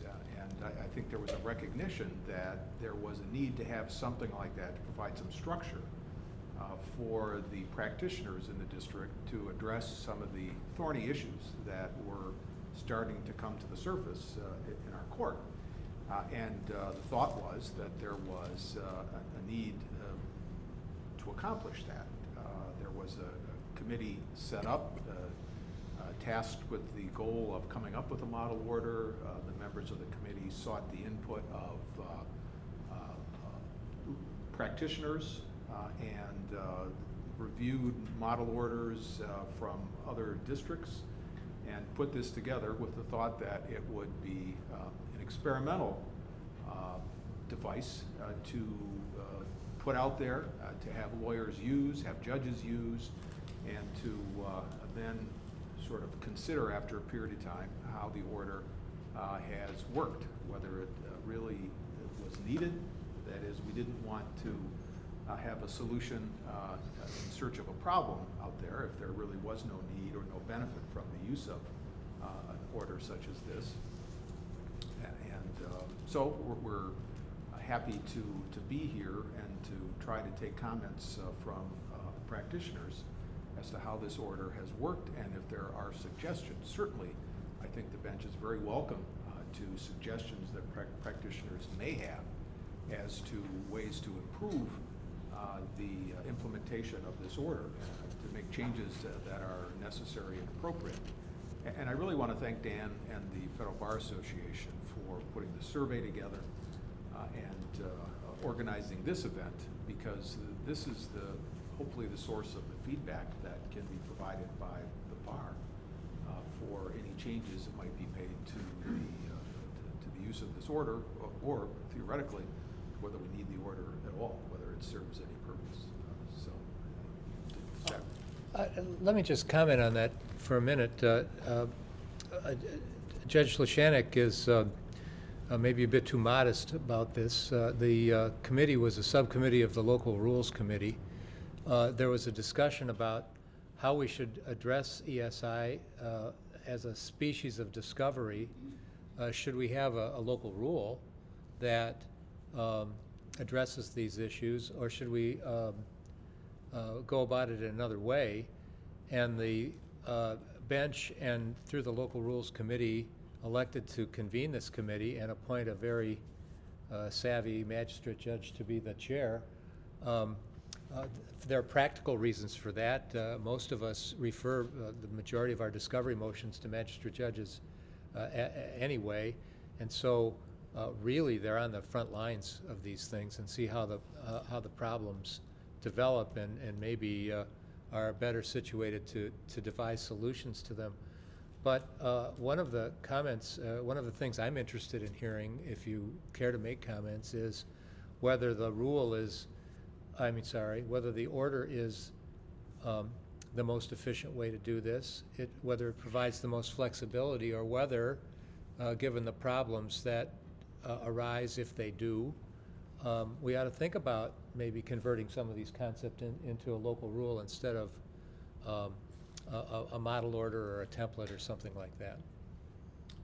Speaking of obtaining feedback, we received a significant number of narrative responses to our survey. And on the topic of the most troublesome aspects of e-discovery needing more attention from the judiciary, I'll read a few of the comments, and then Judge Lawson asks you a question. One comment was, quote, proportionality is the most troublesome issue, especially in cases where almost all discoverable documents are in the hands of one party, leaving the other party no incentive to be reasonable. And perhaps the other side of that coin was expressed this way: the problem is using ESI as a tool for defense lawyers to milk cases and prolong discovery battles. Maybe there's something to be said for a topic that seems to inflict pain on everybody equally, but how has this affected practice in your court, Judge, and what are some of the ways that you've found productive to help deal with it? Well, I would note today that from an astrological point of view, it is a waning gibbous moon out there. The reason I know this is because after 2 conferences, emergency conferences, that were hastily scheduled at the request of lawyers today, I had to check to see if it was in fact a full moon out there. And these sorts of problems can recur. My MEDAX approach to things has been to approach the concept of proportionality with the solution of cost shifting. That tends to solve a lot of problems because it changes the perspective and all of a sudden puts the requester in more of the shoes of the producer and vice versa. So some lawsuits call for some probing investigation to dig deep to find the materials, and others really aren't worth the candle. And that's really what the proportionality question is about. And so I think the way to deal with that is set limits and make the limits soft limits and provide opportunities so that if the requester wants to exceed the limits, to either make a case that they're not reasonable or allow them to exceed the limits on their dime. Judge Luchanek, how does a lawyer benefit their client by showing up in front of you more educated with more facts rather than less educated and just sort of waving their hands around yelling? Well, I hear a lot of lawyers say undue burden, excessive costs, but a much smaller number of those lawyers actually show up with specifics. And those are the ones that are much more persuasive. People wave their arms and shout, this is too expensive for us to produce. My next question, of course, is how expensive is it? And then once we have some relatively hard figures, then that can be evaluated against what is likely to be the productive results of whatever discovery request is being sought. And sometimes sampling is an appropriate method of at least putting our toe in the water to see if there's really anything that comes out of that. There could be cost shifting, in my view, based on the results. If you are the requesting party and want to roll the dice on something that has speculative value, and it turns out that it's extremely unproductive, maybe the results of that should be the determining factor in terms of who pays for that. that is the producing party might have to front the costs of the actual production of the documents, but if it turns out to be a very dry well, then maybe the requesting party is the person or the party that should be obligated to pay for that. Sort of a result-oriented kind of an analysis, but nonetheless, I think that sometimes that's an appropriate measure and causes the requesting party to think carefully about what it is they're asking for. You do see a lot of lawyers who want a massive amount of data, and without regard to either the cost or the relevancy of much of the information that they're asking for. And there has to be these disincentives, I think, that come from being required to bear the burden of some of that. In the skit, obviously, we had a defendant who perhaps could demonstrate that they didn't have the resources of the plaintiff in the case, and that complicates the analysis to some degree, but I don't think that that necessarily is the only factor in the equation. You still have to exercise some level of reasonableness in what you're asking for based on the relevance and the cost associated with the production of the data or other information that's being sought.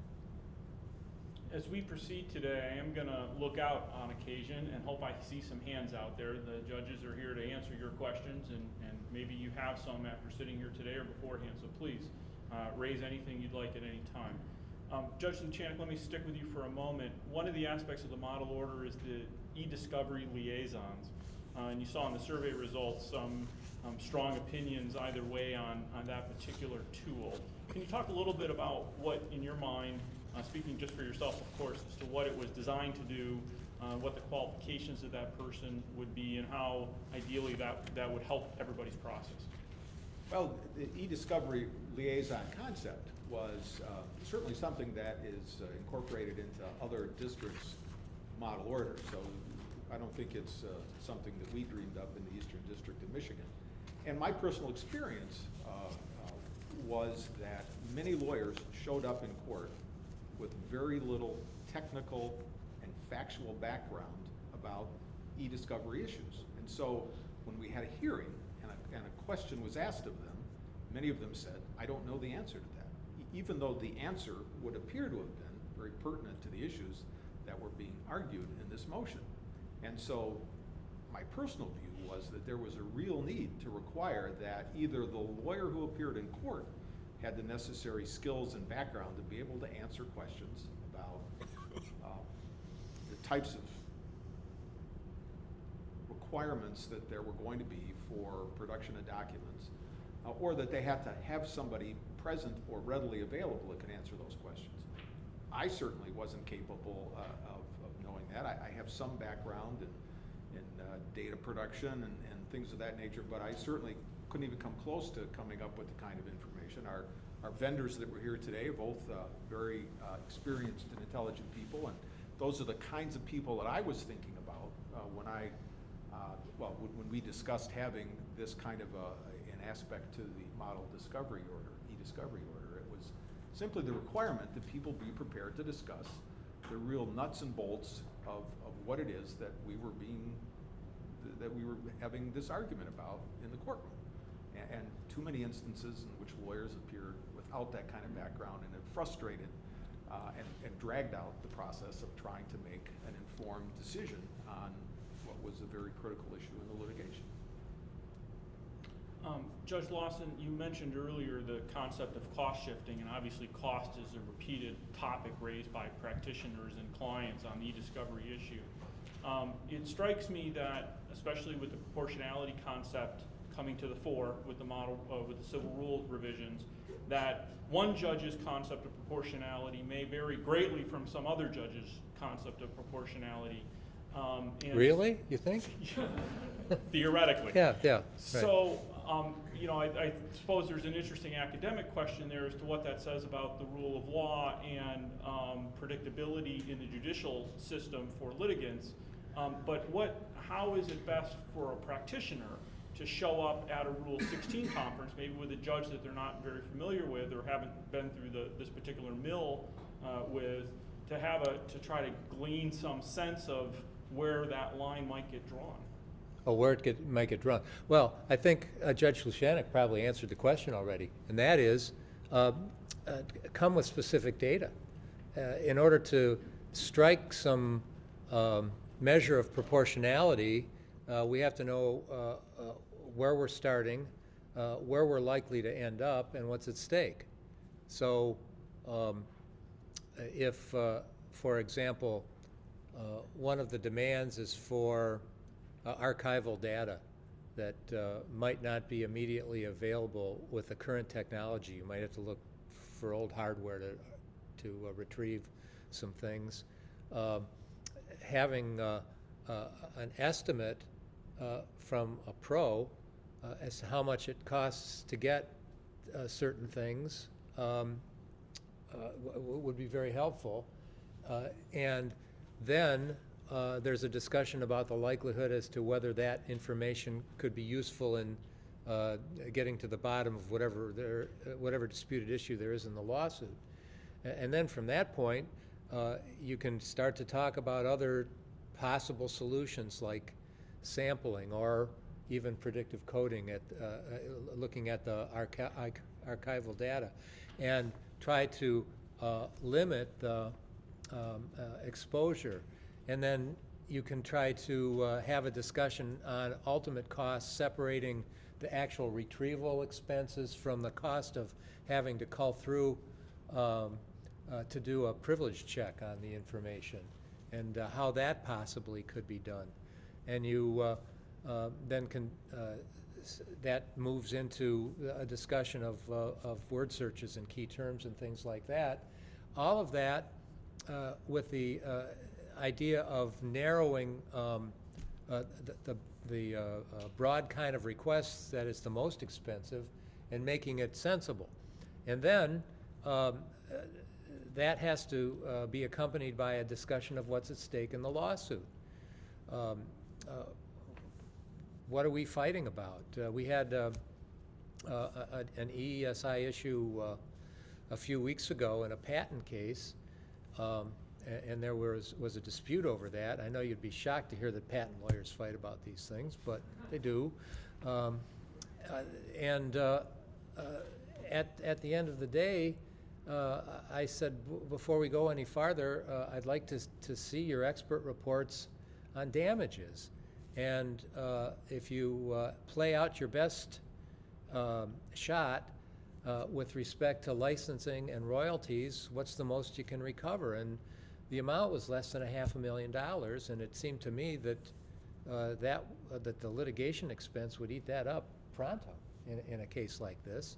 And so that really changed the whole nature of the discussion. That's proportionality writ large, I think, and that's one of the things I'd like to know about and have counsel be prepared to discuss. So, proportionality is sort of reduced to what I like to call the Mick Jagger rule, that you can't always get what you want, but you should get what you need. So that's where I like to channel the discussion when I have lawyers, especially those I'm not familiar with, come and sit down with me.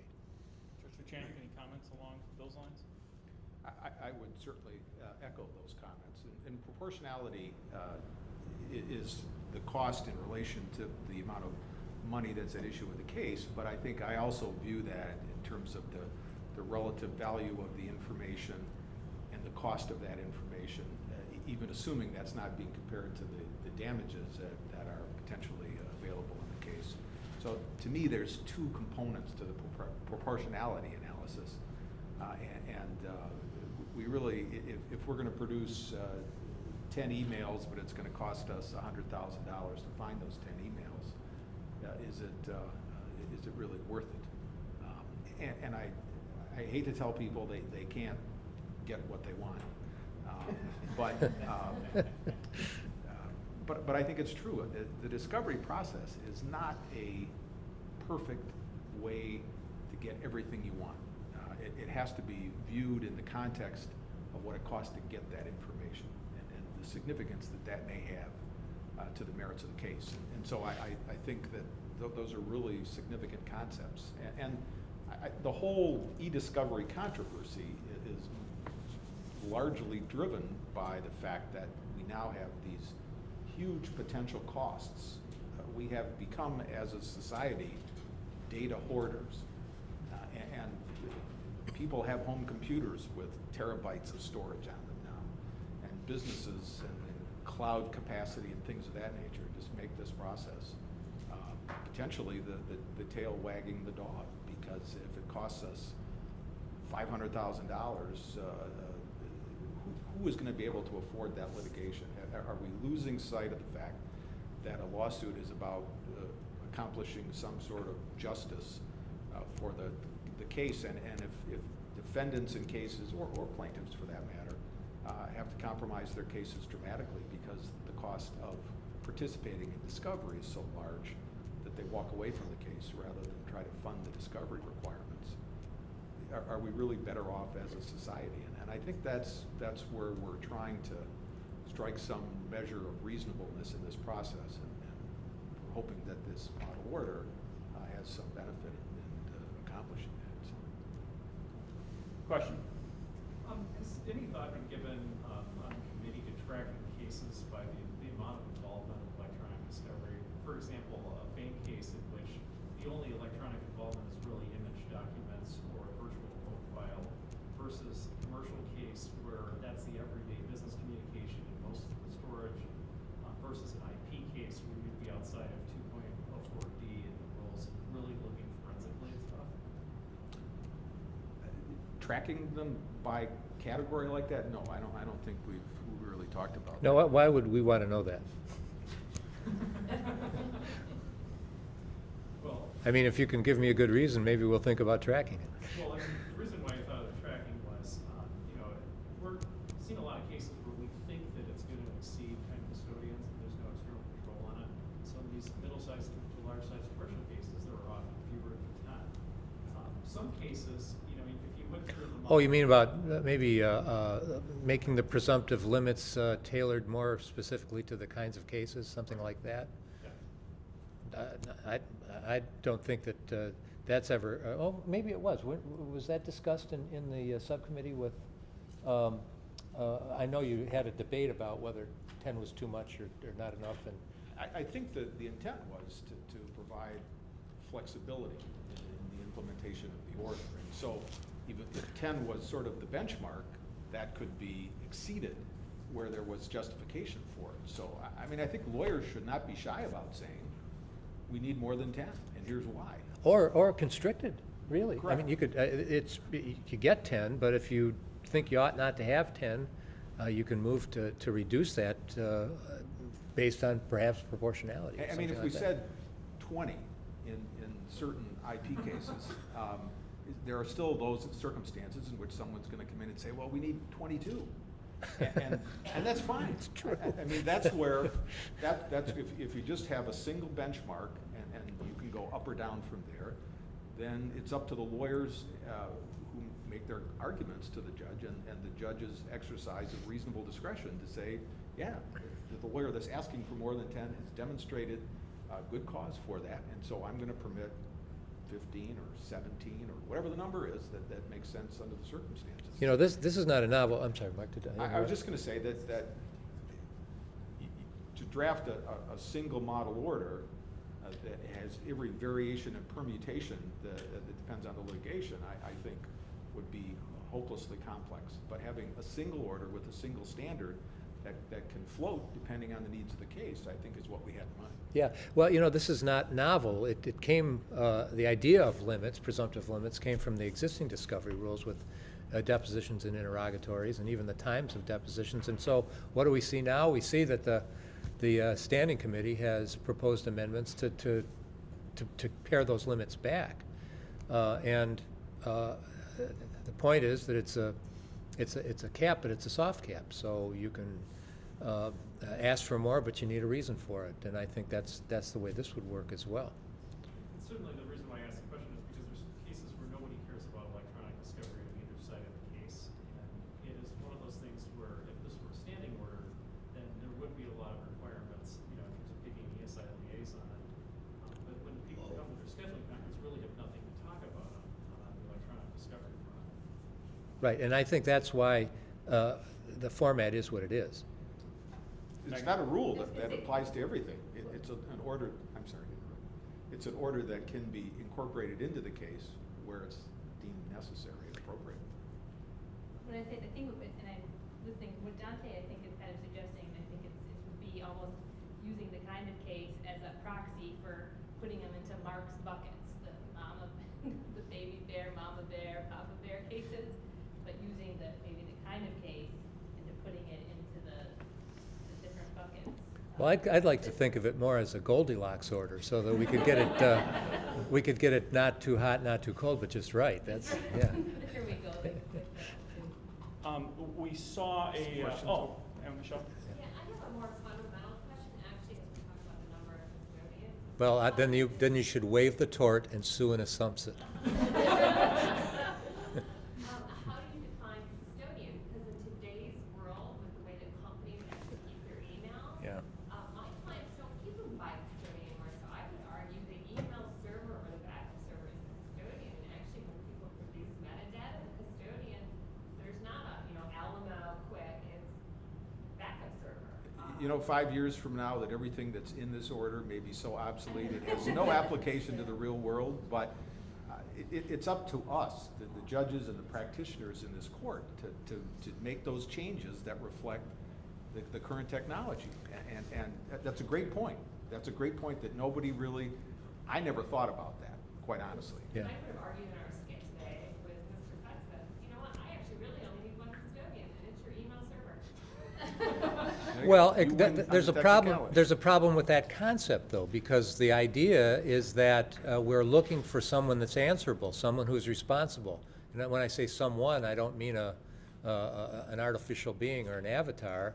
I mean a human being that can answer to an order of the court and suffer the consequences if it's not complied with.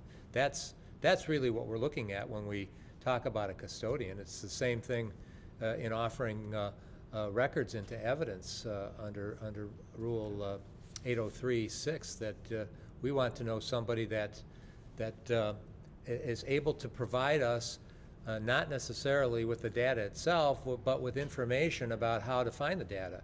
And that's, I don't think that, no matter how the technology evolves, we're still going to want to be able to point to a person, or maybe a committee or group of people, and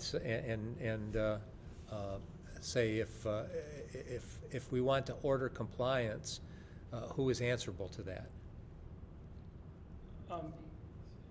Mark? Hello, Your Honor. I found this survey. Would you mind standing because of this lectern? Thanks. I'd just like to see it. Thank you. Thank you. I found this survey results pretty interesting, and it was a great idea to do that for this presentation today. I found them interesting for two. Well, the main reason was that the minimal amount of cases. Does the court keep any empirical data on how many cases come through that have ESI gravitas to them, or how many the model orders employed in, or is that? This is the only data that exists on that. Yeah, we don't keep that data. Everything that we can tell you about how this is working or not is anecdotal, and I think what the survey shows, what you observed the survey shows, is pretty reflective of what our bench's comments are, and that is it's not a problem in the majority of cases. Would you probably agree? But when it is a problem, it can really blow up and prolong a lawsuit and maybe double the time it takes from start to finish if it's not managed correctly. Thank you. Do you have any other No, experience that? I would agree completely with that. Yeah. We don't have a statistical base from which we could say that it's a problem in this many cases. As Dan says, the survey is really the only statistical data that we have that we could rely on to form any opinion about whether things should be changed or left the same or whatever we should do. So. Sticking with the topic of proportionality and burden and expense for a moment, do you have a different viewpoint when you're dealing with third parties? So a subpoena is issued to a third party and they come in and say, oh gee, it's gonna cost us $25,000. Now maybe in the grand scheme of your case, that's not that much money, but to a third party who doesn't have a dog in the fight, that's $25,000 down the tube. Do you tend to look at those cases differently? I do, significantly different. And that is the requesting party, in perhaps most circumstances, should be assessed the cost of the production unless it's nominal. And some companies, the data is readily available. They don't even ask to be paid. They just produce the data. But in many others, where the non-party is not a significant business and they have to incur additional expense, as far as I'm concerned, the requesting party should be taxed with the cost of that. I'm pretty sympathetic to a third party that wants to be cooperative, but is concerned about the expense. I really don't have much compunction, however, to direct the costs at the producer if there's significant unreasonable resistance or pushback that's sort of beyond the limits. Then I tend to share Judge Lushanik's initial reaction to that, and that can be modified by the conduct of the third party that's in the possession of the data. One of the comments that is seen in the survey are comments about speed, that the e-discovery process has slowed down what is already a slow process because there are these serial fights about custodians and then search terms and then privilege logs and then this and then that, amplified by the fact that unlike in Oakland County, I can theoretically get in front of the court on 7 days notice with a motion. And then you get referred to a discovery master, and it takes about a month to get that done, right? Sometimes. Yeah. Have you seen any impact, though, in terms of your case flows, or seen an impact on the speed of resolution by virtue of these e-discovery issues? I can think of one case that was an e-discovery nightmare, and it predated and might have even motivated the subcommittee. But other than that, I don't see much difference in cases in which there is e-discovery and there or not. And the main factor in how quickly a case can move from filing to decision is counsel.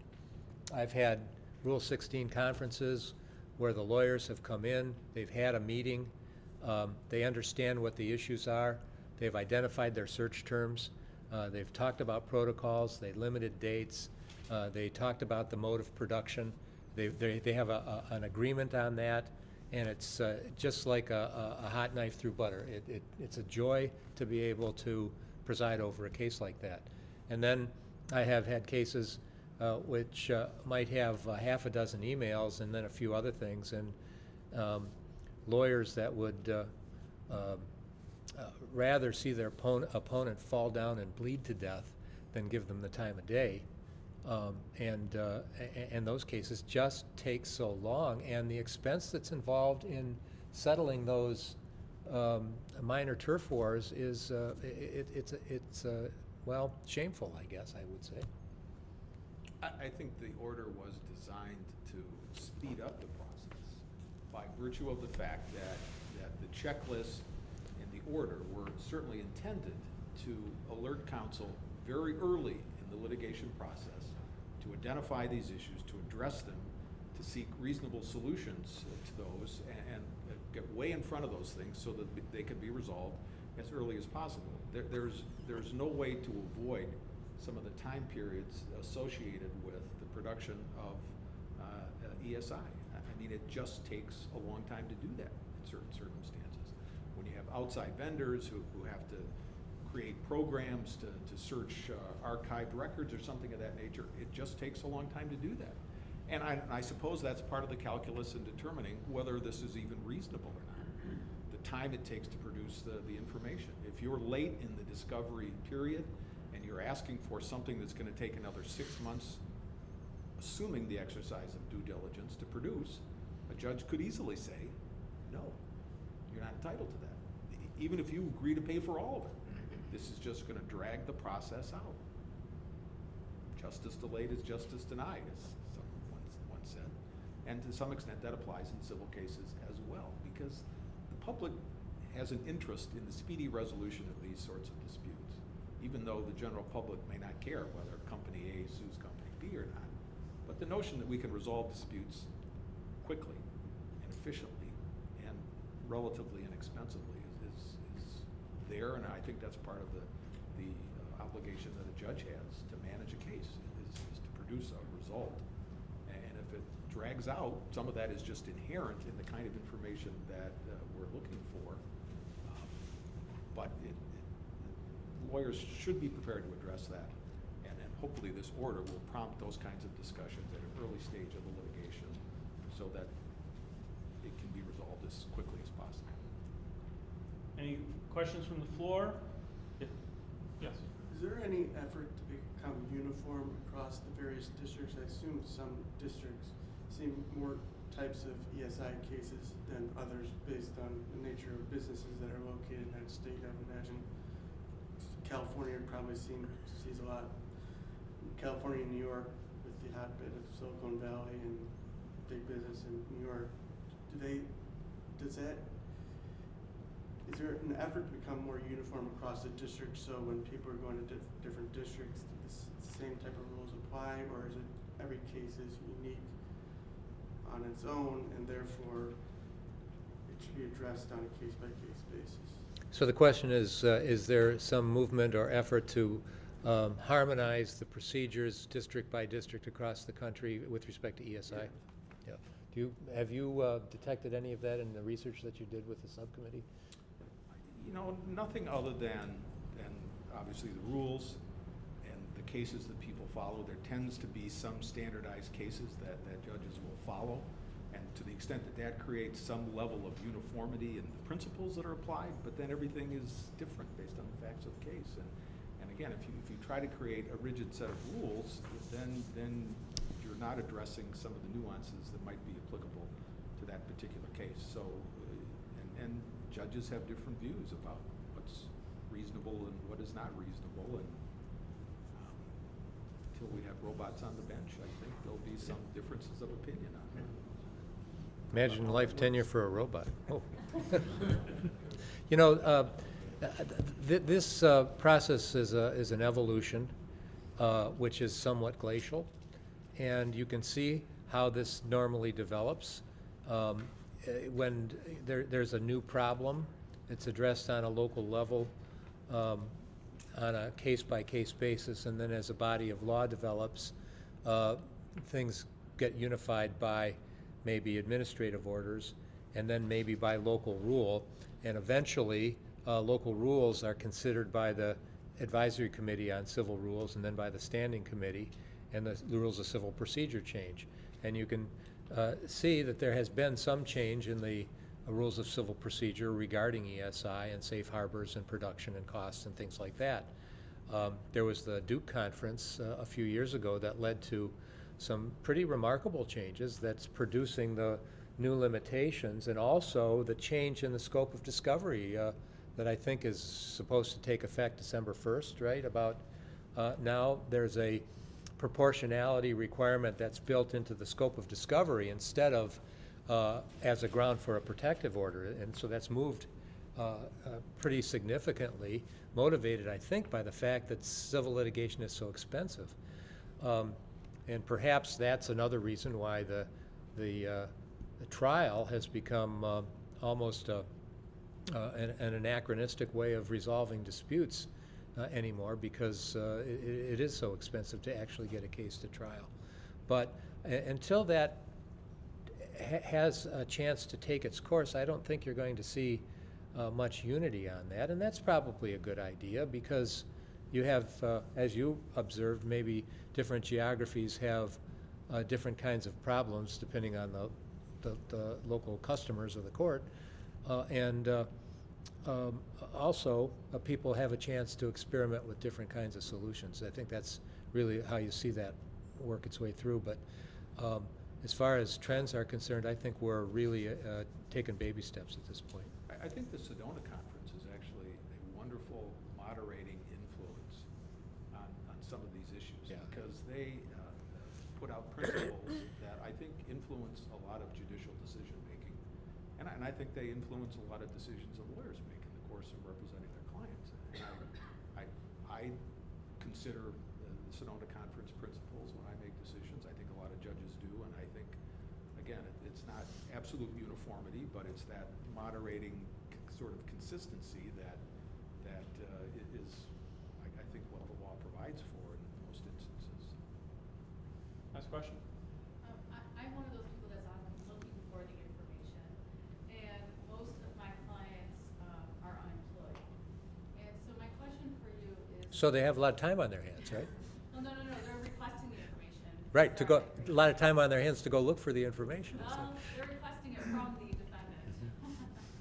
And so my question to you is, to the extent that you think that there should be some cost sharing, and you're doing this proportionality analysis, and you're discussing whether there should be cost sharing and whether a third party needs to be engaged to actually do these searches, which is of course even more expensive then, has the court considered providing some sort of access to or engaging some vendors who agree to provide these services at a reduced cost for these parties that cannot afford to share the costs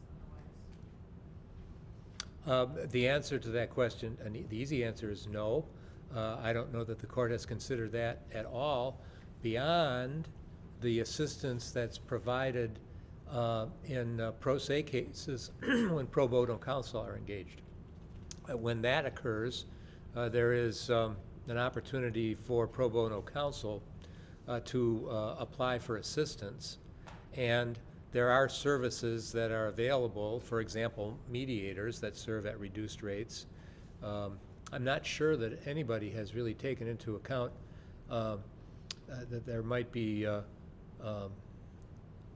third-party vendors that would be willing to do that, and frankly, I don't know why they would, unless the court were to subsidize that somehow.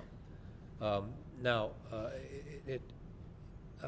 like any other case in which the objective is to obtain a judgment, that is some money at the end of the day. Historically, the access to the courts has been pretty much handled by the free market. That is, by permitting contingent fees, allowing some relaxation of the rules about maintenance and champerty so that lawyers can advance costs and prosecute their lawsuits and then recover them at the end if they're successful, which to my knowledge, at least to the extent of my knowledge, is about as far as the courts have been willing to go. It's in those cases in which there is no financial reward at the end of the case where more consideration has been given to appointment of lawyers and those litigation support services as well. For example, we have concern about the foreclosure cases that are brought into this court, and the court, along with the Federal Bar Association, has worked to provide pro bono counsel with some support services for those types of things. But that's about the extent that I'm familiar with. All right, three things as we wrap up. First, I was remiss in not honoring and thanking the president of the Federal Bar Association for the Eastern District of Michigan, Mr. Tom Shearer, who joined us here today. Secondly, my thanks to each of you for your attentiveness and taking the time. I hope this has been helpful to you in your practices. And of course, third, please join me in a round of applause for our judicial officers.